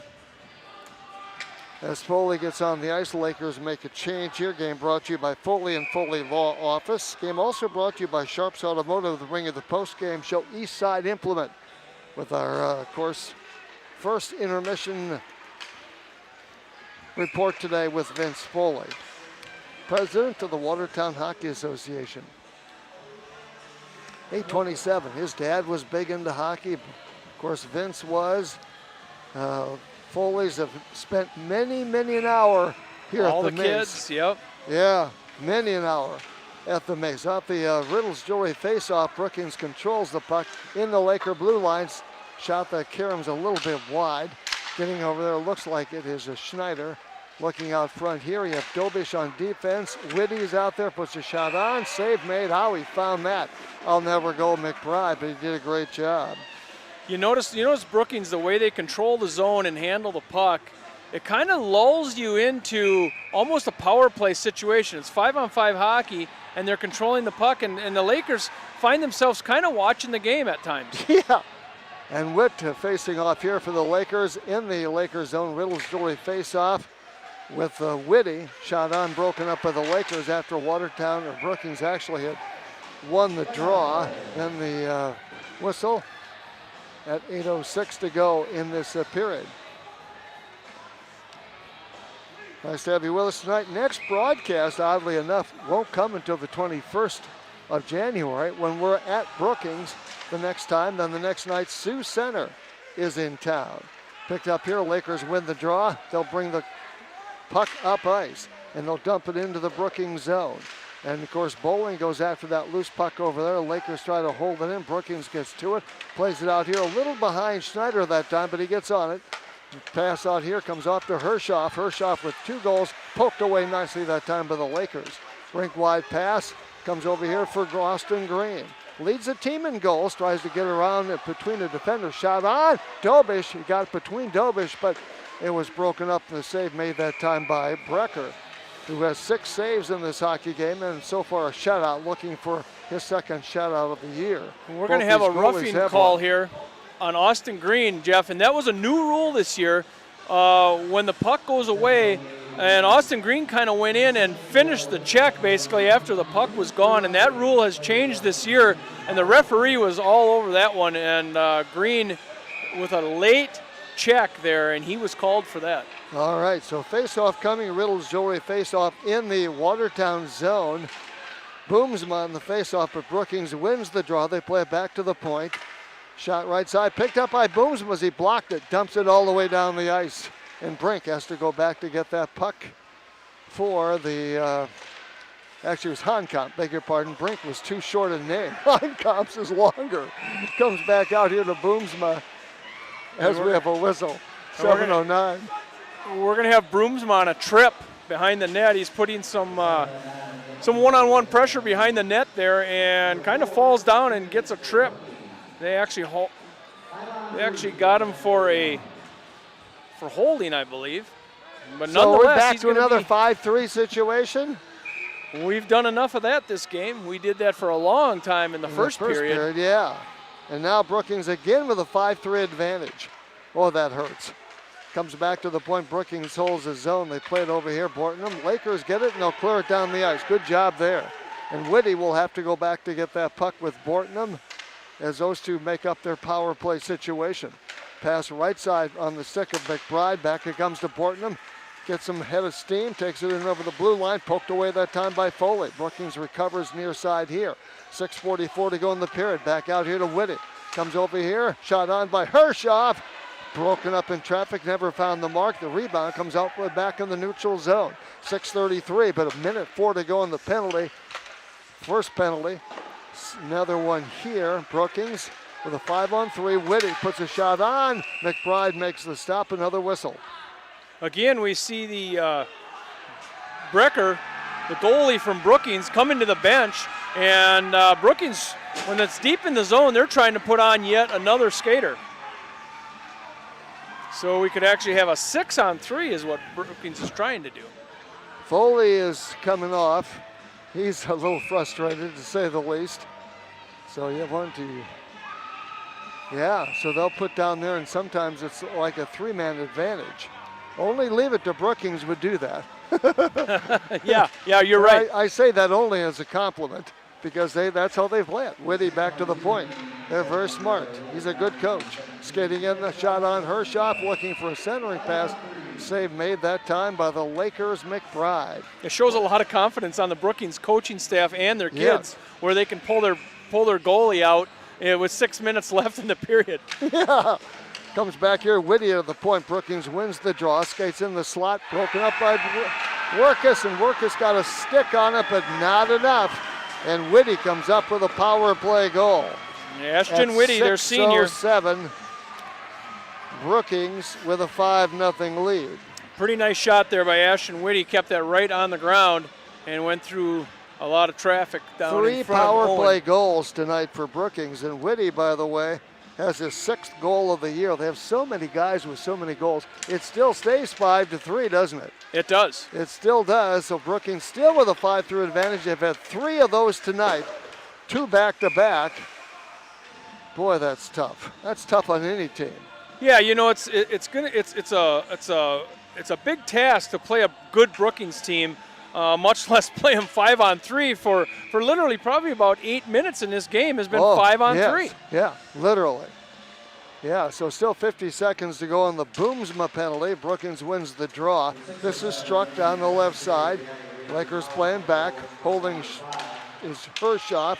Whitty again with a shot broken up in traffic. And over here, and Hershoff with Merritt. Is that right? I had Whitty, Hershoff, and Merritt. Yeah, Whitty. So Hershoff has 2 goals tonight and 2 assists tonight. That's a pretty good night for most hockey players. 5-20, and we haven't finished the second period yet. Loose puck out here. Brookings controls his zone. Loose puck over here, comes back here, of course. This is Hershoff. Rink-wide pass, a little miscommunication with Whitty that time. And Borton comes up with the puck. Back it comes here to Whitty. And Lakers down another man. Nice stop, a nice save that time by McBride. Another shot on goal, makes the save right in the breadbasket.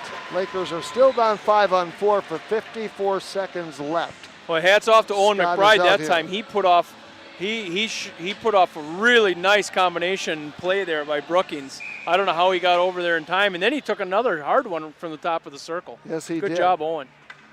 So right now you have out there defensively Honkamp, and also, of course, another man, that's Peterson, shot on that did find the mark again.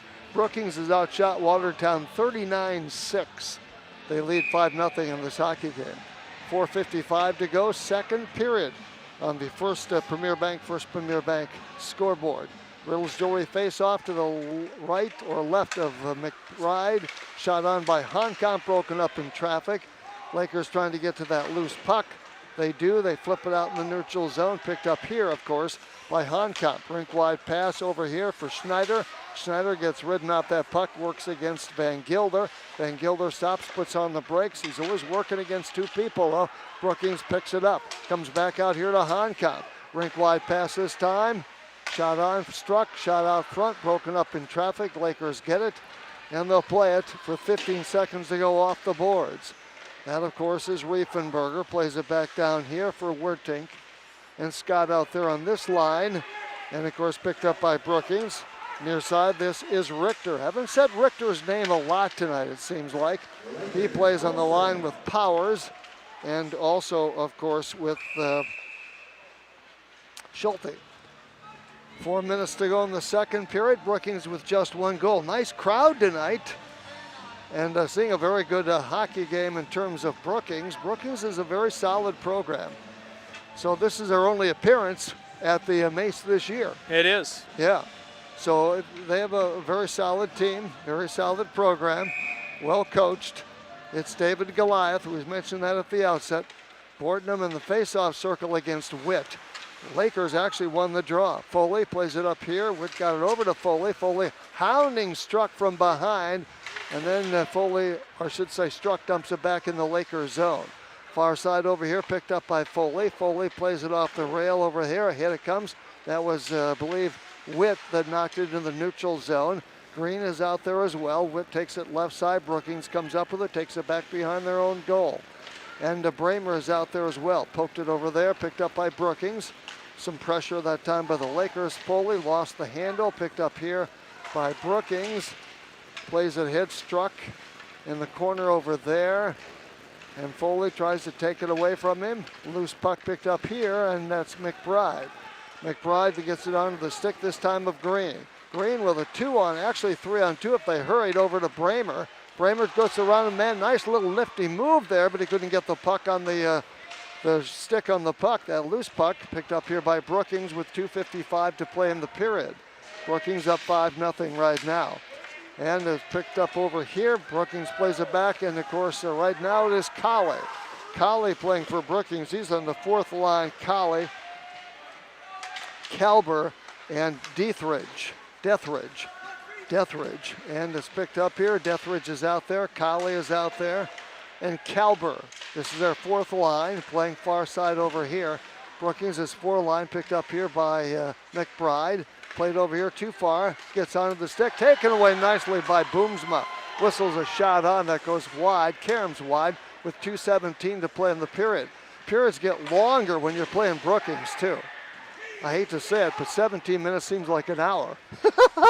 It does. 2:06. That's because they put the pressure on you the whole period from the minute they drop the puck. You're right. There's just really there's nowhere to go. No. You know, there's really no space to gain.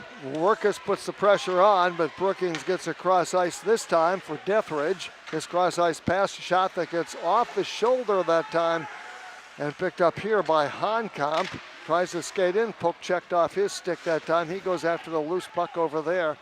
And of course takes it back behind the Laker goal looking for a wraparound. Had a man out front with a nice pass broken up by the Lakers in the slot. That's Workus getting over there. Brookings takes it away. Brookings in over the blue line, puts a shot on. Save made that time. Deflected off the boards and over the glass out of play with 1:24. So let's see, you get Wertink and Scott on the line out now. And also, of course, Riefenberger for the Lakers. Brookings counters with Ostrom defensively. And you have Owen Schneider out there. Whitty is out there, the number one line. Brookings holds his own. Far side over there. Skating at Hershoff puts a bullet on that goes wide. Getting over there, of course, this time was Ostrom. He's one of their defensemen. Werting plays it out here along the near boards, picked up by Whitty. Whitty got the last goal for Brookings. His pass caroms wide. Minute to go in the period. Rink wide pass shot on. Goes up, deflected off McBride up out of play. And we'll have a face-off coming. Riddle's Jewelry face-off to the left of Owen McBride. Offensive zone for Brookings. Hershoff, Whitty out there right now on this line, and also Schneider. Whitty works down there against Mr. Werting, and shot on, made that time by Hershoff, save made by McBride.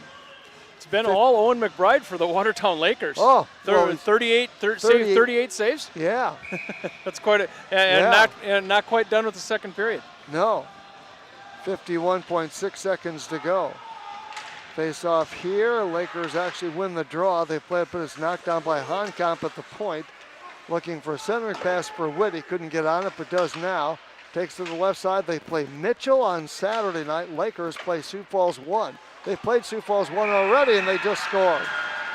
McBride that time was a little bit out of position. He was to his left, and they sneaked one in on his right, and he didn't get over there, didn't react quick enough. And that'll happen. So it's 6-0. Now we'll have a running clock. So yeah, time will run now, and with only 34 seconds, it's going to run right down. They may not even drop the puck in this second period. And they are going to drop it here with probably 20 seconds left. And it'll be Powers on this line with Richter to his left, Schulte to his right.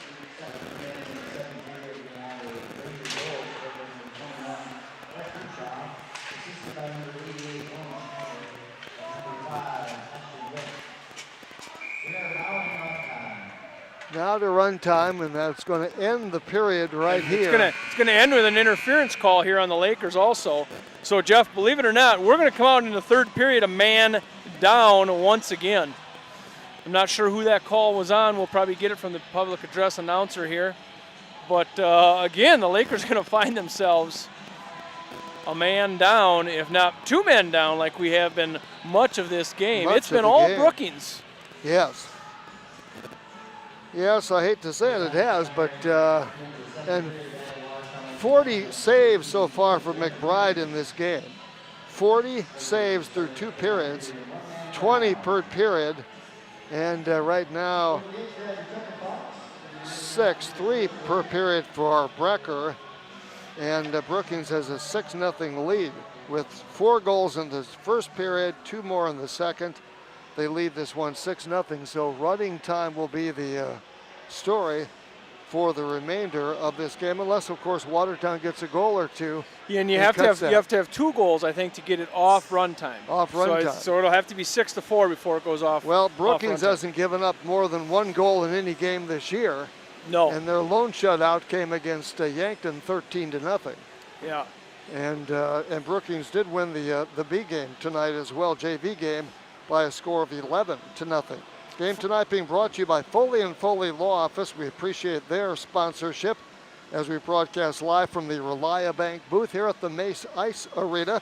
Of course, Trav's Outfitter brings you the pregame show. Deutsch Excavating, coaches' comments, starting lineups brought to you by New York Life. Carrie and Melissa Anderson, your agents. Puck drop, face-off, of course, brought to you by Riddle's Jewelry, First Premier Bank card with the scoreboard. Pelican Power Sports, haven't said that enough tonight.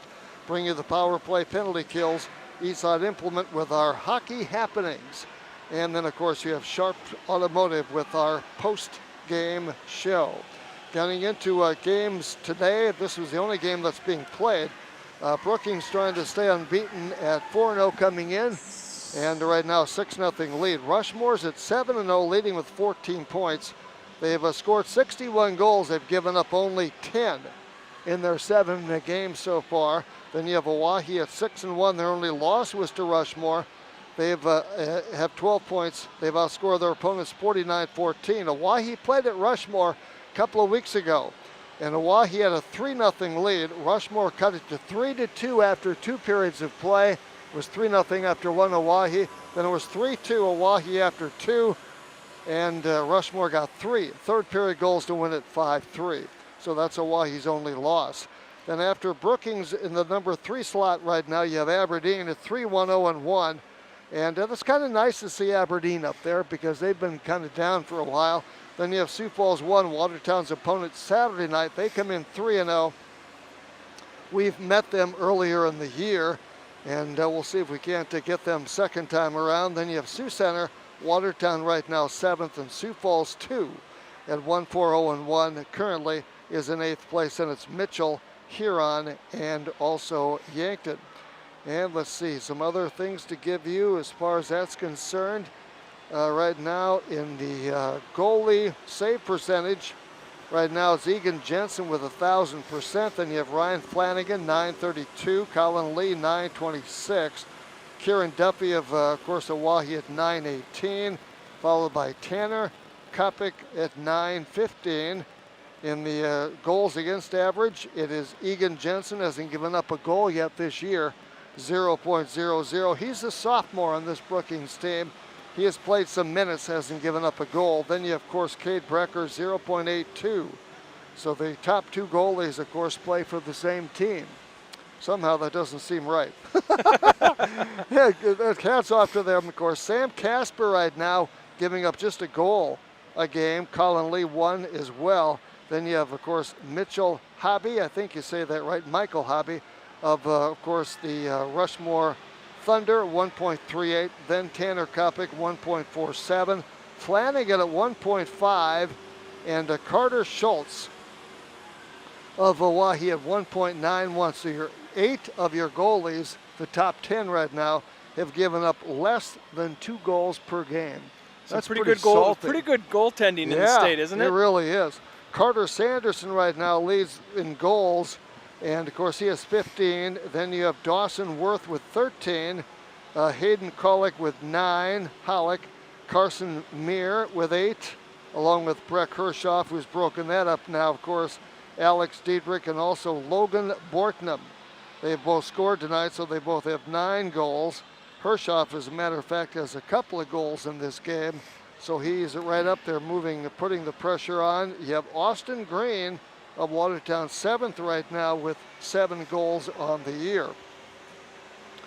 And the points leaders right now, let's get to the assist leaders first. That is Ashton Grease with 16 assists. That's from a peer, of course, or if you will, Oahe. Then you have Dawson Worth with 12.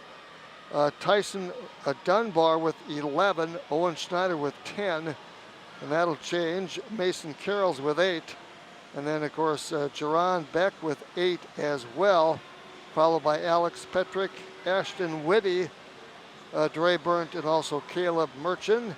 And in the points leaders right now, you have Dawson Worth with 25 going into play this weekend, Ashton Grease with 12. I also like to call him Greasy.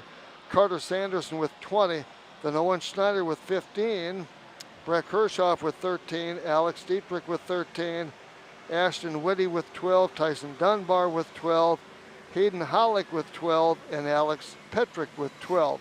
What it really tells you is Brookings and also Pierre, Oahe, and Rushmore's are the top 3 teams that are really dominating. Yeah, and most of those names that you just mentioned with all these, the goal scorers, the assist leaders, and of course the points leaders, come mainly from those 3 teams, which probably makes sense. Yeah, it really does. Girls, we haven't forgotten the girls. Better not do that. The varsity girls, Aberdeen right now at 8-2. They won their first 8 games. They lost a couple in a row there. I guess they won about 6 in a row. Then they lost 1, or they lost 2 back-to-back. Anyway, they're 8-2 with 16 points. And then you have Sioux Falls at 7-0, 14. Then you have Mitchell 6-1, Brookings 6-4. Watertown right now at 5-4. And then you have, of course, Huron 4-9. Watertown right now with 10 points, though they've been outscored 45-29. You look at Sioux Falls at 7-0, 43-6. They've outscored their opponents. Aberdeen had given up hardly any goals, so they had back-to-back losses.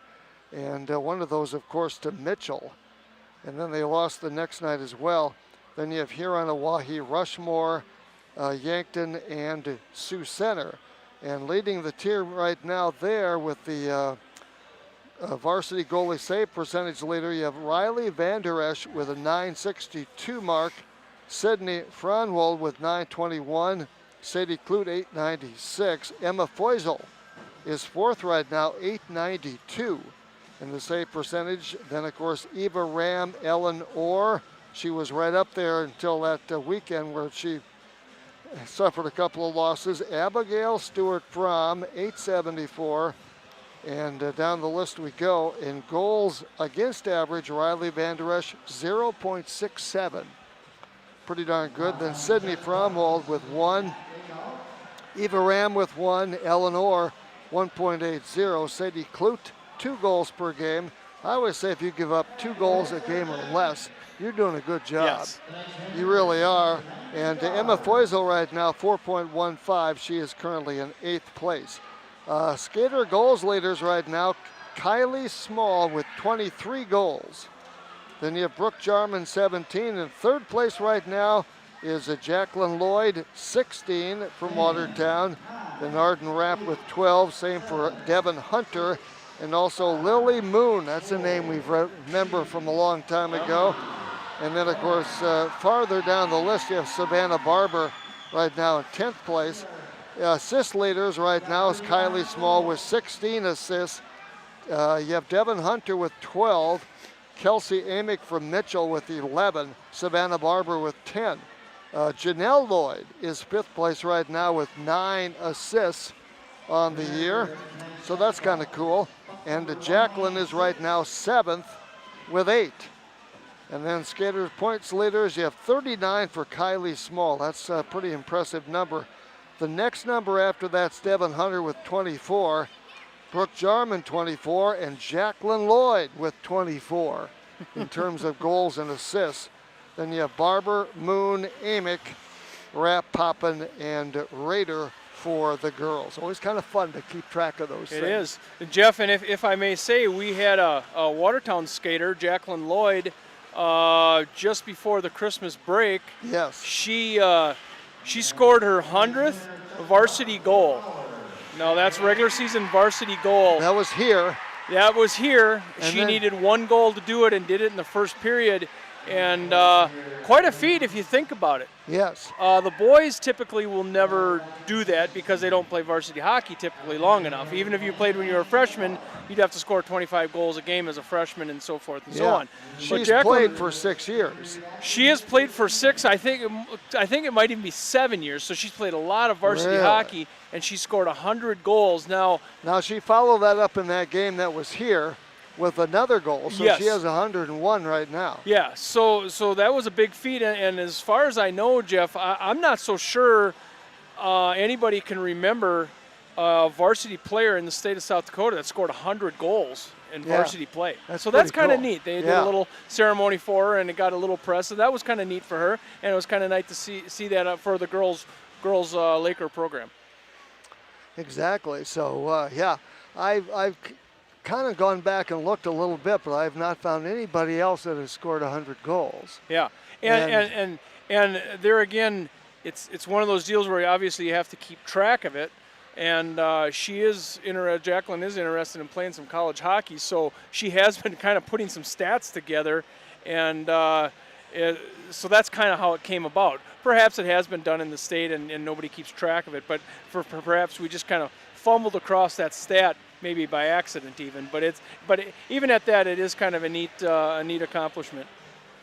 Yeah, it really is when you stop and think how many goals you'd have to score in a year just to get to that feat, and how many years you'd have to play. And you look at career goals. I mean, look at all the tournaments that she's played over the years and all the non-conference type such play. So yeah, those are just varsity goals in league play. So it's kind of neat. It's a lot of goals. Yeah, it is a lot of goals. Jeff and Jim with you, and of course, thanks to Kurt Crawford back at our studios getting us out initially, and I think Nick might be there by now to help out as well. It always takes a team. To get us on the air, it sure does. Yeah, it really does. we're a two-man band up here, but we need 2 more guys off the air here to get us going. But we always appreciate the radio station so much, always getting us, doing everything they can for us to get us on the air and to get a broadcast out to all of you on the live stream and, of course, on the radio. Well, it used to be, for many, many years, up till a couple of years ago, I suppose about 3, we didn't live stream anything, and now we do. And, of course, I always liked that with radio because you had to paint the picture for them. But our job then was to come up and plug in a couple of things, and you're ready to go. Yeah, phone line. We hook into a phone line. Hook into a phone line and everything else. Now, of course, you need a guy to run the camera. Now you need, people back at it really takes a team, literally, to get this job on. I was telling Evan Witt before the game that you were working a little bit with Kurt back at the studios. And yesterday, Kurt and I went over everything. I was so proud we got everything going tonight and all that jazz that we didn't have a camera. The camera didn't want to work. But so I was telling Evan Witt, I said, I says, if this really were the big time, I said they'd have about 3 engineers that'll handle this, and all Jim and I'd have to do is show up and start talking. Yeah. And it wouldn't come down to us. Well, thank goodness for Kurt. Oh, yeah. Because he twists us around in ways that we don't even know on the computer. And all of a sudden, voila, there's a picture. And he says, you guys are good to go. Yeah. And sometimes we get on a little late. We've had it where we've gotten on very late. Yeah. We went up to Aberdeen and got in on the second period. And Evan Witt said, you made the wrong trip to come that day. You should have stayed home. Yeah. So anyway, so it does take a team, and we appreciate all the people and all their help that make it possible. It was a lot more complicated the last 3 years than it has been in the first 40-some years of my life. It's not that complicated if it works. If it works, yeah. Yeah, if it works, you just hit the button and we're good to go, right, Jeff? Tell me about it. But we appreciate all of the folks that watch our live stream and, of course, listen on the KSDR YouTube, GoWatertown.net is how to find the live stream.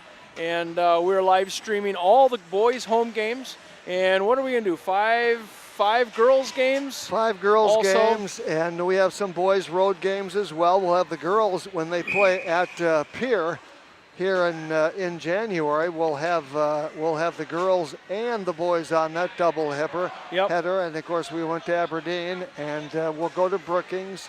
Yep. So some of those things. And looking forward, we're going to do girls' state tournament and boys' tournament. All 11 games for the girls, all 11 games for the boys. So 22 games in 2 weekends to fill your pastime on the weekends. Tune in to us, and you can see a lot of hockey. All right. Thought we were going to get Death Ridge and also Calber and Colley out here to start the 4th line for Brookings. They got out there eagerly, and then they pulled them. And remember, we're going to be starting 5-on-4 Brookings power play. For a minute 56 seconds to go here. So for the first 2 minutes of this period, Brookings has, of course, had all kinds of fun tonight on the power plays as they have scored 3 power play goals of the 6 they've scored. And, of course, now we have running time. Brookings with the puck right here. This, of course, is looks like Bortnam comes back out here to Hershoff. Rink wide pass by Whitty, shot on, broken up. 46-6 right now, shots on goal. Brookings with advantage. So Evan Witt, not Evan, but Owen McBride has made, if I can use that term, 40 stops, 40 saves in this game. Left side it comes to Hershoff. They come over here for Schneider. Knocked out of there that time by McBride. He's a very busy guy down there. Whitty directs this offense, the power play, puts a shot on in traffic, broken up off somebody and deflected out of the arena up over the glass and out of play. Brookings does a nice job on the power play like they have for years, and of course this game, sharing the puck, moving the puck a lot, really keeps you guessing where the puck's going to come from. Well, you wonder if they can keep everybody happy. Yeah, right. As many as you have. And there's probably some truth to that. Yeah, can you keep everybody happy on this team? Off to McBride, or Schneider was broken up in traffic in the slot, loose puck there, deflected to the far corner. Brookings again controlling on the power play for another 28 seconds. Shot on that time, the Lakers make the stop. McBride already has 43 saves in this game. Whitty another shot on that time, broken up again in traffic, and McBride with his 51st. Target practice for Owen McBride. Yeah, it really is. He probably doesn't get tested quite like this in practice. As the Green comes out there, let's see, Bramer, Green, and Witt. And both teams now at full strength. Lakers have killed off that penalty. And so they will get back out there. 14:48 clock running because we're in running time. 6-0 Brookings with the lead. And the Lakers looking for that puck.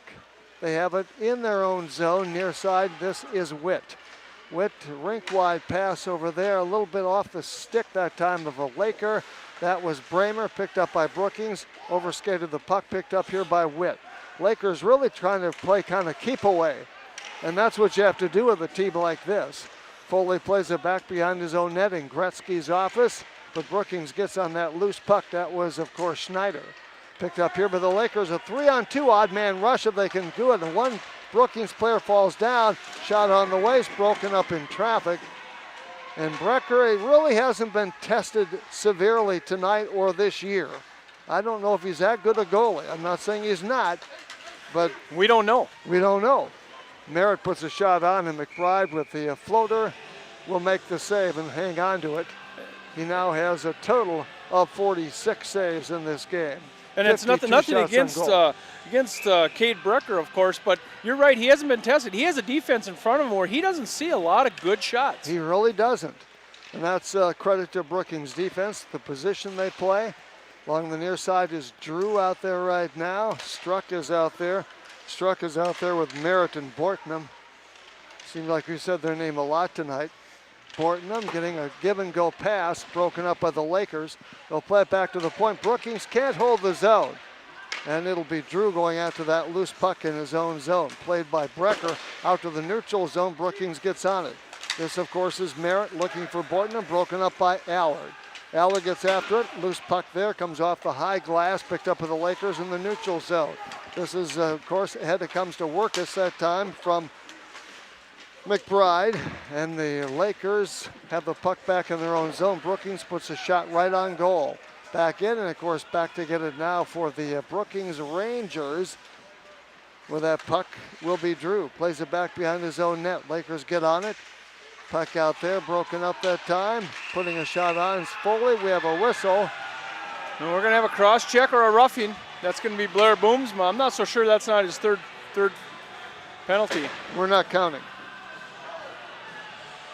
It's going to be 2 for sure. So no, it must be 2 because he is going to sit in the box. Lakers have had a hard time tonight staying out of the penalty box. There's quite a row of penalties there. It must be 10 or more. And that hasn't helped out the Lakers' cause in this one. Well, Brookings has had one penalty all night. The Lakers have had 1, 2, 3, 4, 5, 6, 7. Comes back out here to Whitty. He loves that power play. Loose puck there and was a little bit to McBride's left. The Lakers scooped it up and got it down the ice, fortunately. Whitty goes back after that, sheds the defender, takes it back behind his own net. Pass left side comes out here to Schneider. Schneider with a rink-wide pass that time for Hershoff. And, of course, the man defending on the play, the defenseman trying to get to it. Lakers put a shot on.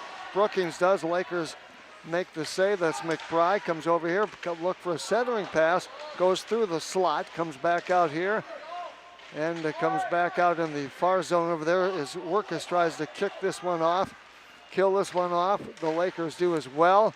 Centering pass broken up by the Lakers as well in the slot. They're anticipating well now.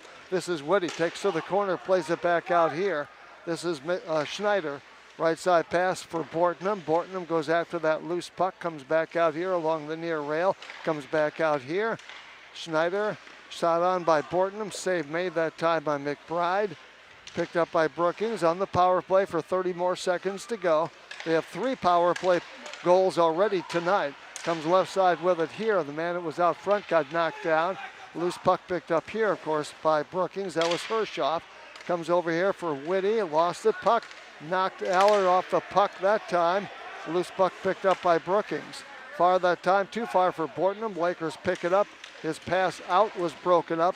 Gets to the blue line. Lakers Workus comes up with it now. Foley puts a shot on that gets slightly deflected back behind the net, and both teams now at full strength. Far side for Whitty. Whitty with a puck at his blue line. Feeds left side with it this time, and Brookings is offside. So 10 minutes to play in this game. Running clock. Brookings up 6-0 right now on the scoreboard, getting 4 in the first, 2 more in the second. Neither team has scored here in the third. Brookings with 50 more shots on goal than Watertown, and I didn't stutter hesitate when I said that. You're right. Peterson takes it over the Laker blue line. Riefenberger gets on it over there. Played back. Richter goes after that loose puck back behind it. You have Powers out there, Richter. And, of course, also on this line is, of course, Schulte. We're going to have a Watertown Lakers power play. Really? A Pelican Power Sports power play. Yes, I say At Lakers power 9:18. play because it's the first one we've had. There's going to be a trip. And that's going to be Richter. That's going to sit for 2 minutes. That's Richter's second one tonight. We haven't seen many. And the Watertown Lakers would love to break this shutout They really for would. Cade Brecker. And the Riddles Jewelry faceoff, Brookings offensive zone. Lakers, this is, of course, Bowling. And flips it back. Boring goes after that. This is Boomsma with a puck right now. Boomsma for Foley, a little too far for him. Brookings comes back, checks well, and dumps it back in the Lakers zone. 1:21 in the Lakers power play, the Pelican Sports power play. 8:28 to go in this hockey game. A running clock right now. Struck is over there in the neutral zone. We have a whistle stopping action, although the clock continues to run. Right in front of the Brookings crowd that are here. Pretty good crowd tonight, actually, for this game, but Brookings should bring a crowd. They're a good hockey team. Whitty off the face-off against Witt that time. Brookings won the draw. Lakers actually have the puck right now on the power play. Plenty ahead. They look for Witt. Witt back behind his own net. Gets hounded over there by Schneider. Takes it back here with a backhander. Cross ice for Green. Puts a shot on, broken up. Another shot that time. Gets deflected. Goes to the far side. Booms him with a shot that he just fanned on it a little bit. Loose puck deep in the slot. Witt goes after it now. Watertown trying to put some pressure on. We have a whistle and a penalty coming up here. We're going to have a penalty here. A little scuffling going on, but there's been a penalty called prior to the scuffle.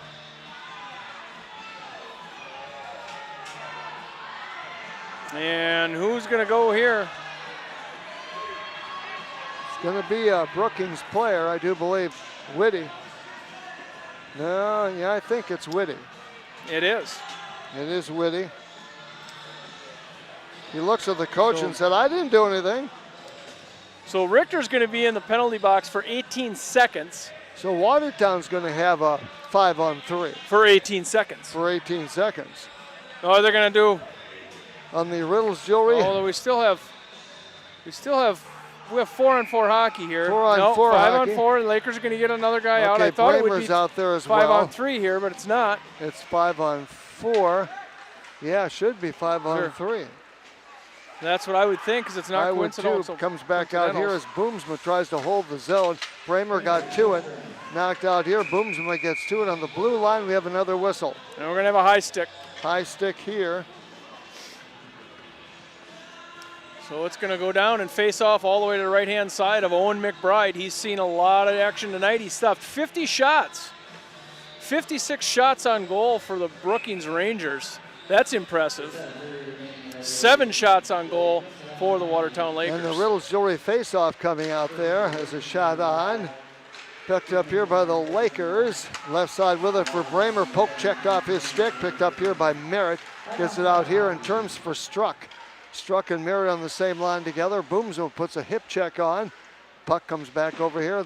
Along the near boards for Bramer. Lost the handle. Picked up by Brookings. Comes over here for Bortnam. Picked up here by the Lakers. Nice pass out there for, of course, Witt.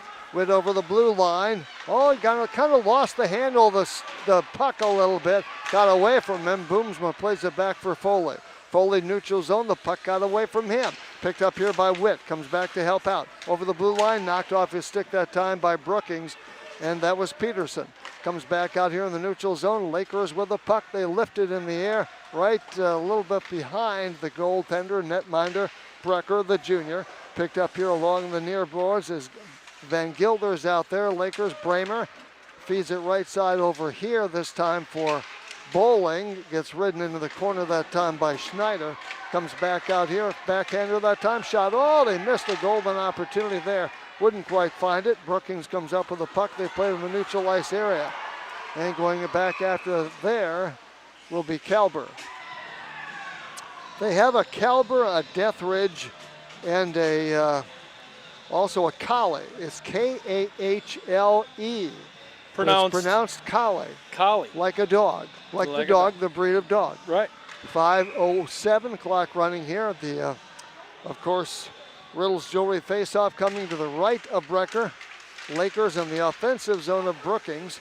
And, of course, Van Gilder played it back in the corner. Riefenberger goes after it there, got the puck, lost the handle. Brink is back there on defense. And loose puck out here, comes onto the stick here. And this is Kalber. And Brookings may be and we're going to have offside. We're going to have a boarding call. And that's going to go on Bryson Bowling. So Bowling is going to go he's for going to boarding. be done. That's going to be his third, but that's a boarding call. It didn't quite look like a boarding call, but I don't referee very many games. So the Lakers are going to have to put another player in.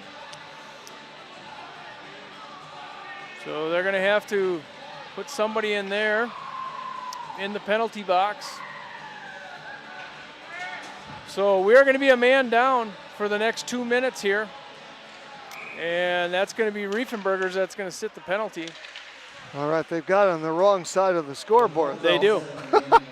That's all right. That's all right. Oh, Lakers will take a power play. Leave it up Pelican there. Power Sports anytime. And the loose puck over here, picked up here by Whitty. Whitty, right side pass, Bortnum, centering pass, shot on. And they go and the Brookings scores another one, and I want to say that's her shot. Power play goal. And power plays, to be quite honest with you, Jeff, have really killed the Lakers tonight. What is it, Yes. 4 or 5 goals on power plays? 4. The Lakers have been in and out of the box every period, and it has sure not helped their cause against a really good Brookings team.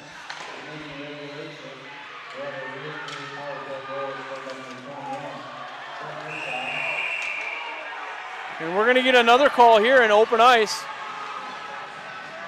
And that's going to be Trey Allard. Hershoff he's gonna has have a 4 roughing goals call. tonight and 2 assists. A little bit of a rivalry thing starts to come out a little bit right now. Lakers are going to try to play for a little pride here and get a roughing penalty. Penalties have not been good for the Watertown Lakers, and as playing in a good team against Brookings like they are, you have to stay out of the box, and you have to be 5-on-5 with these guys. Yeah, you really do. I'm sorry, but that's how they're that talented. Comes off here to Bortnum. Rink wide pass for Whitty. Left side Schneider. Looks over here, Schneider, and they score again. This was Bortnum, I do believe. They got the goal. That's about as pretty as it can get, Jeff. It went defense to defense, high circle, low circle, all the way over to the other side. Owen McBride doesn't have a shot on that one. That's about as nice as it gets for the Brookings Rangers. 8-0 with this one, a running clock with 2:30 left in this one. 58 shots on goal. In fact, I think they might have missed a couple that last time, but 58 shots against Owen McBride. He stopped 50 of them. Peterson with the puck flips it in right on goal, and the save made that time by McBride with 2:13 to go in the game. Brookings going to get their second shutout. They've had 3 games in which they've given up only a goal. 2 minutes to play in this hockey game. And of course the Sharps post-game show coming up after this. And also of course a Subway player of the game. 59-8 with Brookings, and the Riddle's Jewelry face-off coming right here with 1:36 to go. Off the face-off out there, and the backhander that time broken up. Lakers will try to get to it, clear it away, and it gets batted up over the glass and out of play with 1:20 to go in this hockey game. Colley, Kalber, Death Rage, they just want to get out there. This is the fourth line for Brookings. Who wouldn't? Drew is out there as well, along with Honkamp. Picked up here by Brookings. That is Kalber. Plays in the Lakers zone, picked up by Bramer. Rink wide pass. Lakers get to it. They flip it out in the neutral zone. Scott goes after that loose puck, picked up by Brookings though. And then they get to it again and play it in the Lakers zone just over the blue line. Lakers flip it out here, knocked down that time by Kalber. Knocked down, the Lakers get to it. The loose puck here, this is Scott. And he dumps it into the Brookings zone. Picked up by Brink. Rink wide pass over there. Lakers get it back in the neutral zone. Then three Brookings players go after it and they get it across the Laker blue line. Onto the stick here, shot on goal, and again save made with 25 seconds to go. We'll have a Riddles Jewelry face-off to the left of Owen McBride. That'll probably be the last play of the game. 61-8 shots on goal, so 53 saves for McBride in this contest. As they drop the puck, Lakers win the draw. They'll play it back in the neutral zone. And getting after it is Honkamp. As we will count it down, and the game is over. Brookings with two more fourth period goals. 53 saves, 8 saves total for Brecker in the game. 53 saves for McBride, and it's an 8-0 final score. Brookings getting another power play goal there late, so 8-0 is the final. Brookings with 4 in the first, 2 in the second, 2 more in the third. They had 5 power play goals tonight. That really was the story in this contest, 5 power play goals. It's tough when you go against a good team like that, and 3 times they had 5-on-3 advantages. Brookings did, and that makes it really tough. So Yeah, as a I result, think you said it. You know, the five power play goals and playing 5-on-3 for probably 8 minutes of that game really puts you on your back as far as the Watertown Lakers are concerned against a really good team. So hats off to Brookings. They have a strong club this year, and some Brookings people told me they're better this year than last. I don't know. Brookings was awfully good last year, but they're awfully good again this year. And they win tonight 8-0. So they end up going to 5-0, and they now have 10 points. They're right in the thick of things with Rushmore, Owyhee, and of course Brookings, as we mentioned. Those are the 3 top teams. Of course, Sioux Falls 1 right now, whom Watertown will play on Saturday night, is 3-0.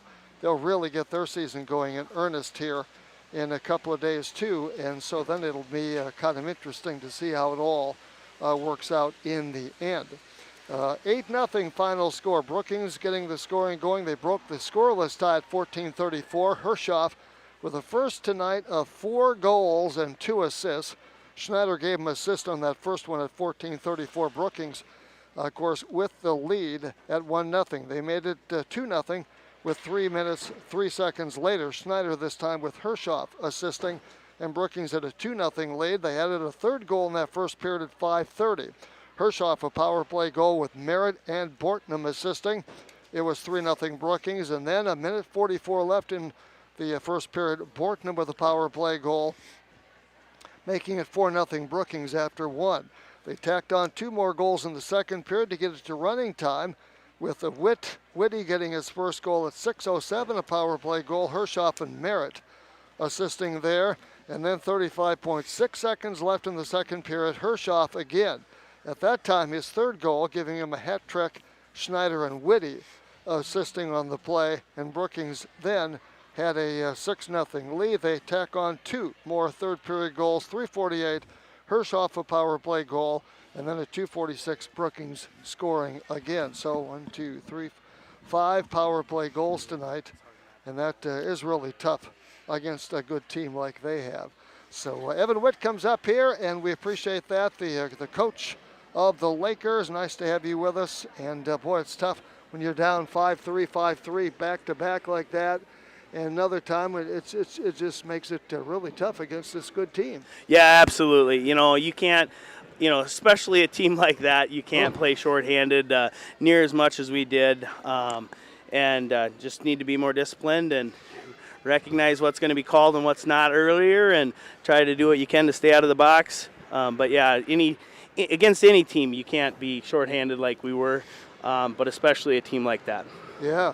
Number of roughing calls tonight, number of trips, number of cross checks, and things like that. Yep. Yeah. Yeah. Yeah, that'll happen. So you just you put this one behind you and say, well, we knew it wasn't going to be a close game anyway. At least you hoped it was, and get on and look for Sioux Falls 1 on Saturday night. Yeah, absolutely. You know, and as far as how the boys played, for the most part, you know, I don't think their coach was very happy with how their team looked. You know, I think especially full strength, you know, we had the puck in their zone, and we were giving good pressure. You know, our D zone coverage was really good. You take away those shorthanded goals, and you know, definitely the momentum was different. You know, I think the other teams in the state, if they saw this game, probably scared them a little bit because you know, I thought we played them overall, especially even strength, very well. Okay, sounds good. And I thought there was some times where you guys played a man down or 2 men down. You actually played pretty well. Yeah. Yeah, I told Coach Falk there about halfway through the third period, I don't think we have to spend any time working on penalty kill next week because I think we got our exercise in. But yeah, they played well. You know, there was a breakdown on that last shorthanded goal. Right. But we had some of the younger guys out there that don't get that opportunity as much. But yeah, overall, you know, we played well. It's just you're playing on your heels the whole time, and it's hard. You know, it's hard to score goals. Yeah. McBride should sleep good tonight. He had a 53 saves in this game, and it wasn't all his fault. He did a heck of a job, I think, really. Oh, yeah, absolutely. You know, we were a little worried, a little shaky at the beginning there, but, man, once he turned her on, you know, that score definitely was not on him by any means. He definitely stood on his head and had an amazing game. You know, he had a really good game, and I thought Blair Boomsma had probably one of the best games of hockey I've seen Blair play in the last year and a half that I've been here in Watertown hockey. And just the effort level and, you know, what he was doing just all over the ice, you know, he had an amazing game today. Coach, when you came up here, you know, we give away a Subway Player of the Game, and you don't do it very often, but you came up right away and said Blair Boomsma deserves that. Talk a little bit about what Blair as a senior means to this team. You know, I think he went out there, you know, for the most part, he got a penalty there, I think it was, but he was forechecking hard, and, you know, those penalties happen sometimes. But other than that, you know, he stayed out of the box, he kept his head, and he just kept on going. I mean, his motor was running, he forechecked in their zone hard, he forechecked in the neutral zone hard.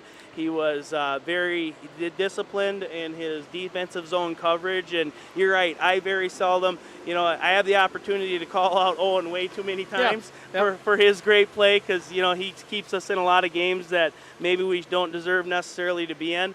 But it is very rarely that I call out one of the skaters, and I actually went in between the second and third period and said, I think this is the first time, but, you know, we need to give this guy a little stick tap because he had an absolutely amazing game today. I was really impressed, and, you know, the younger guys, they see this is an easy game to get frustrated. And, you know, without some of the senior leadership that we had today, you know, that could have been a completely different outcome, and they could have just gave up and turtled, and they really didn't. And part of that was the play of Blair and, you know, some of our other seniors as well.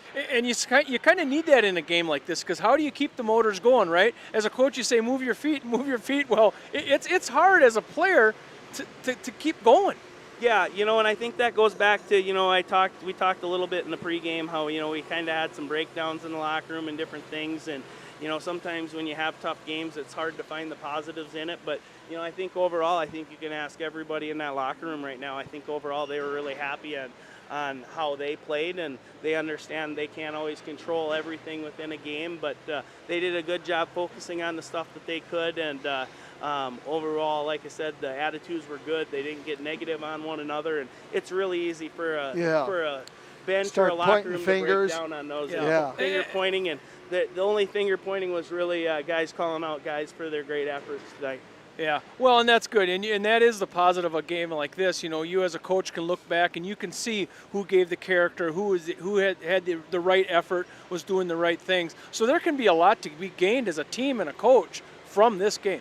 Oh, absolutely, and like I said, you know, especially when we were even strength, we played them very tough. And you know, like I said, I'm sure there's teams, you know, if there's teams across the state that were plugged in tonight watching, they probably weren't real happy to see how well we played them tonight. You know, I think there's a lot of people that were thinking this was going to be a 13-14 nothing game, and you know, and really, you know, after those last two weren't real. I won't even necessarily count those. Those are kind of, you're just done at that point. But you know, other than that, we played them pretty tough all games. So.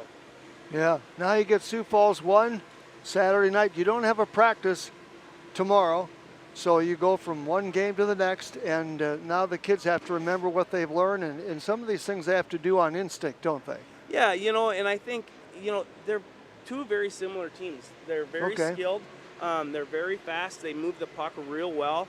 I think the boys were actually pretty excited with, like I said, how they played tonight and how that translates and how we can come out and play Sioux Falls 1 differently than we did the first time, and we can use some of the things that we learned tonight to, you know, hopefully make that a better, more competitive game than we saw the last time. All right. 5 games on the road, and sometimes this team plays almost better on the road, so maybe that's a good sign. Yeah, you know what? We're gonna go with that. Yep. Right now we play better on the road. So well, you have to right now, Coach. Absolutely, you have to. Absolutely. So yep, we have 5 road games, and we play best on the road. And then when we come home, I'm sure we'll be ready to come home and play good hockey at home. Yeah. Good. Well, that'll be good because you'll get Sioux Center there that 1 week that you come back. After Brookings, of course, and then of course the next week you get the Rushmores, but there'll be some special nights with the Stick It to Cancer night, some things like that.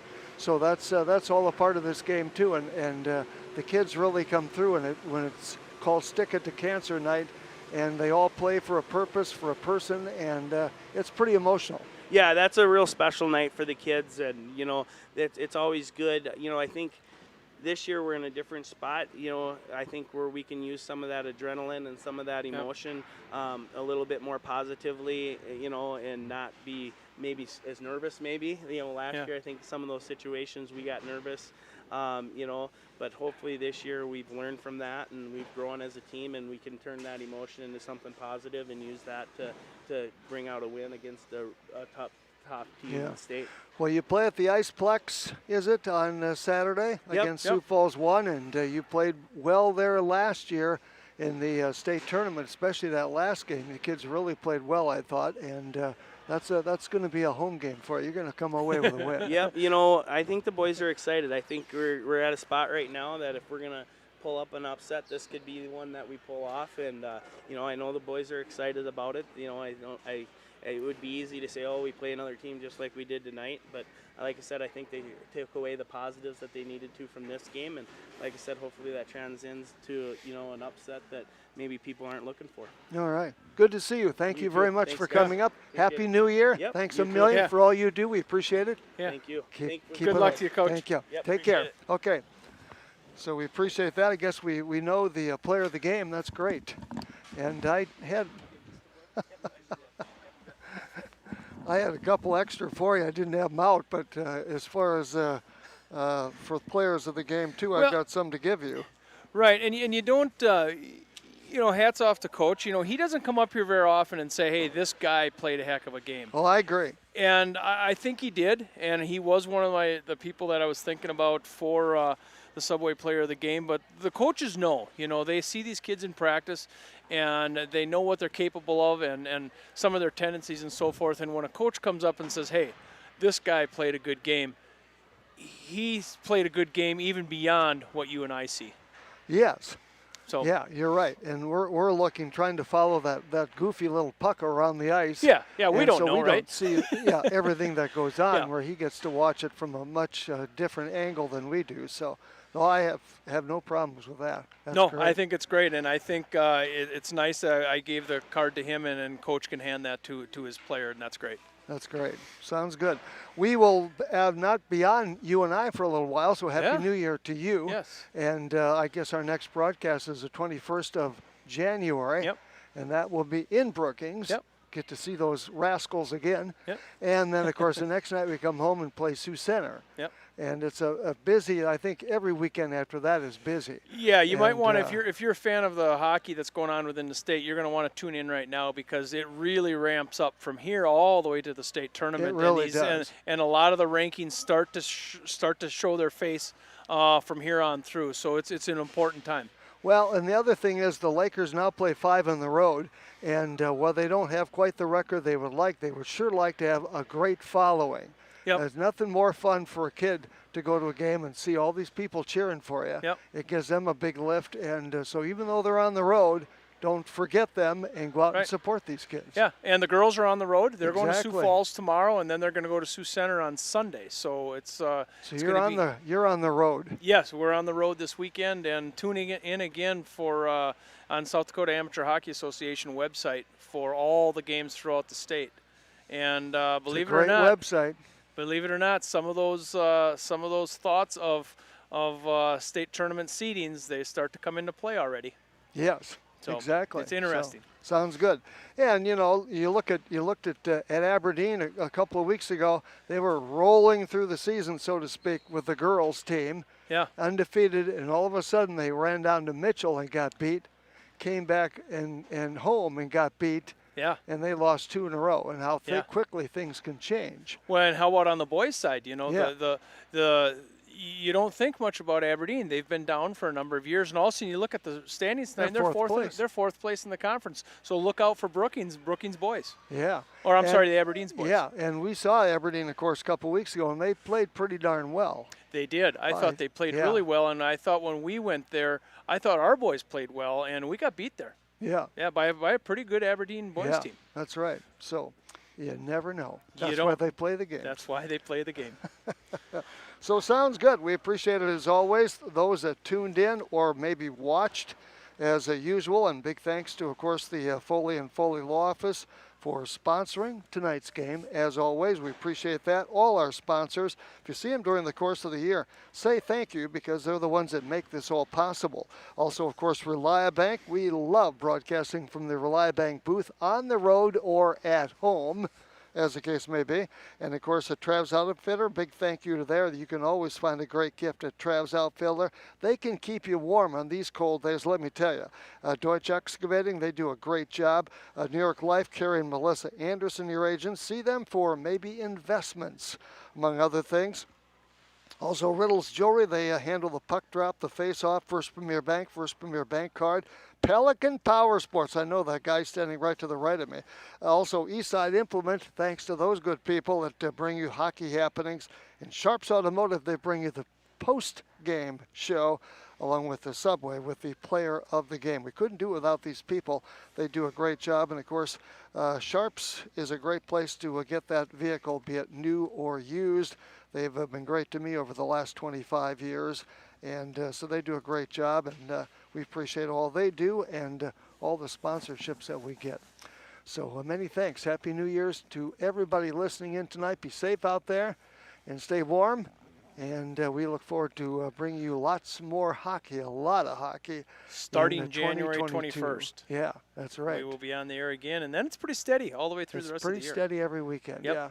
Yep. And Watertown goes down to Brookings. Actually, if you're a Brookings fan, you like what happened tonight. If you're a Watertown fan, you go, well, we get these guys again. It would be kind of fun to make a game of it down on their Yep. home ice. And that's happened before. It In has fact, I happened was talking before. with my boys who played it several years ago, and yeah, we went down to Brookings later in the year and beat Brookings on their ice. So I Yes. mean, it's and very good team, very good Brookings team again. Yeah. So yeah, that's again why they play That's the right. games and tune in. That's right. And thanks again to Nick back at our studios and to Kirk Crawford. As we mentioned in between the second and third period, it takes a village to get us on the air. And we appreciate all the efforts these people put in because without them we couldn't do it. That's sure. That's So, sure the truth, isn't it? Sounds good. So final score tonight, Brookings over Watertown 8-0. Postgame show brought to you by, of course, Sharps Automotive. And we say good night from the Reliabank booth at the Mace Ice Arena as Brookings pulls off a win tonight over Watertown in varsity boys hockey.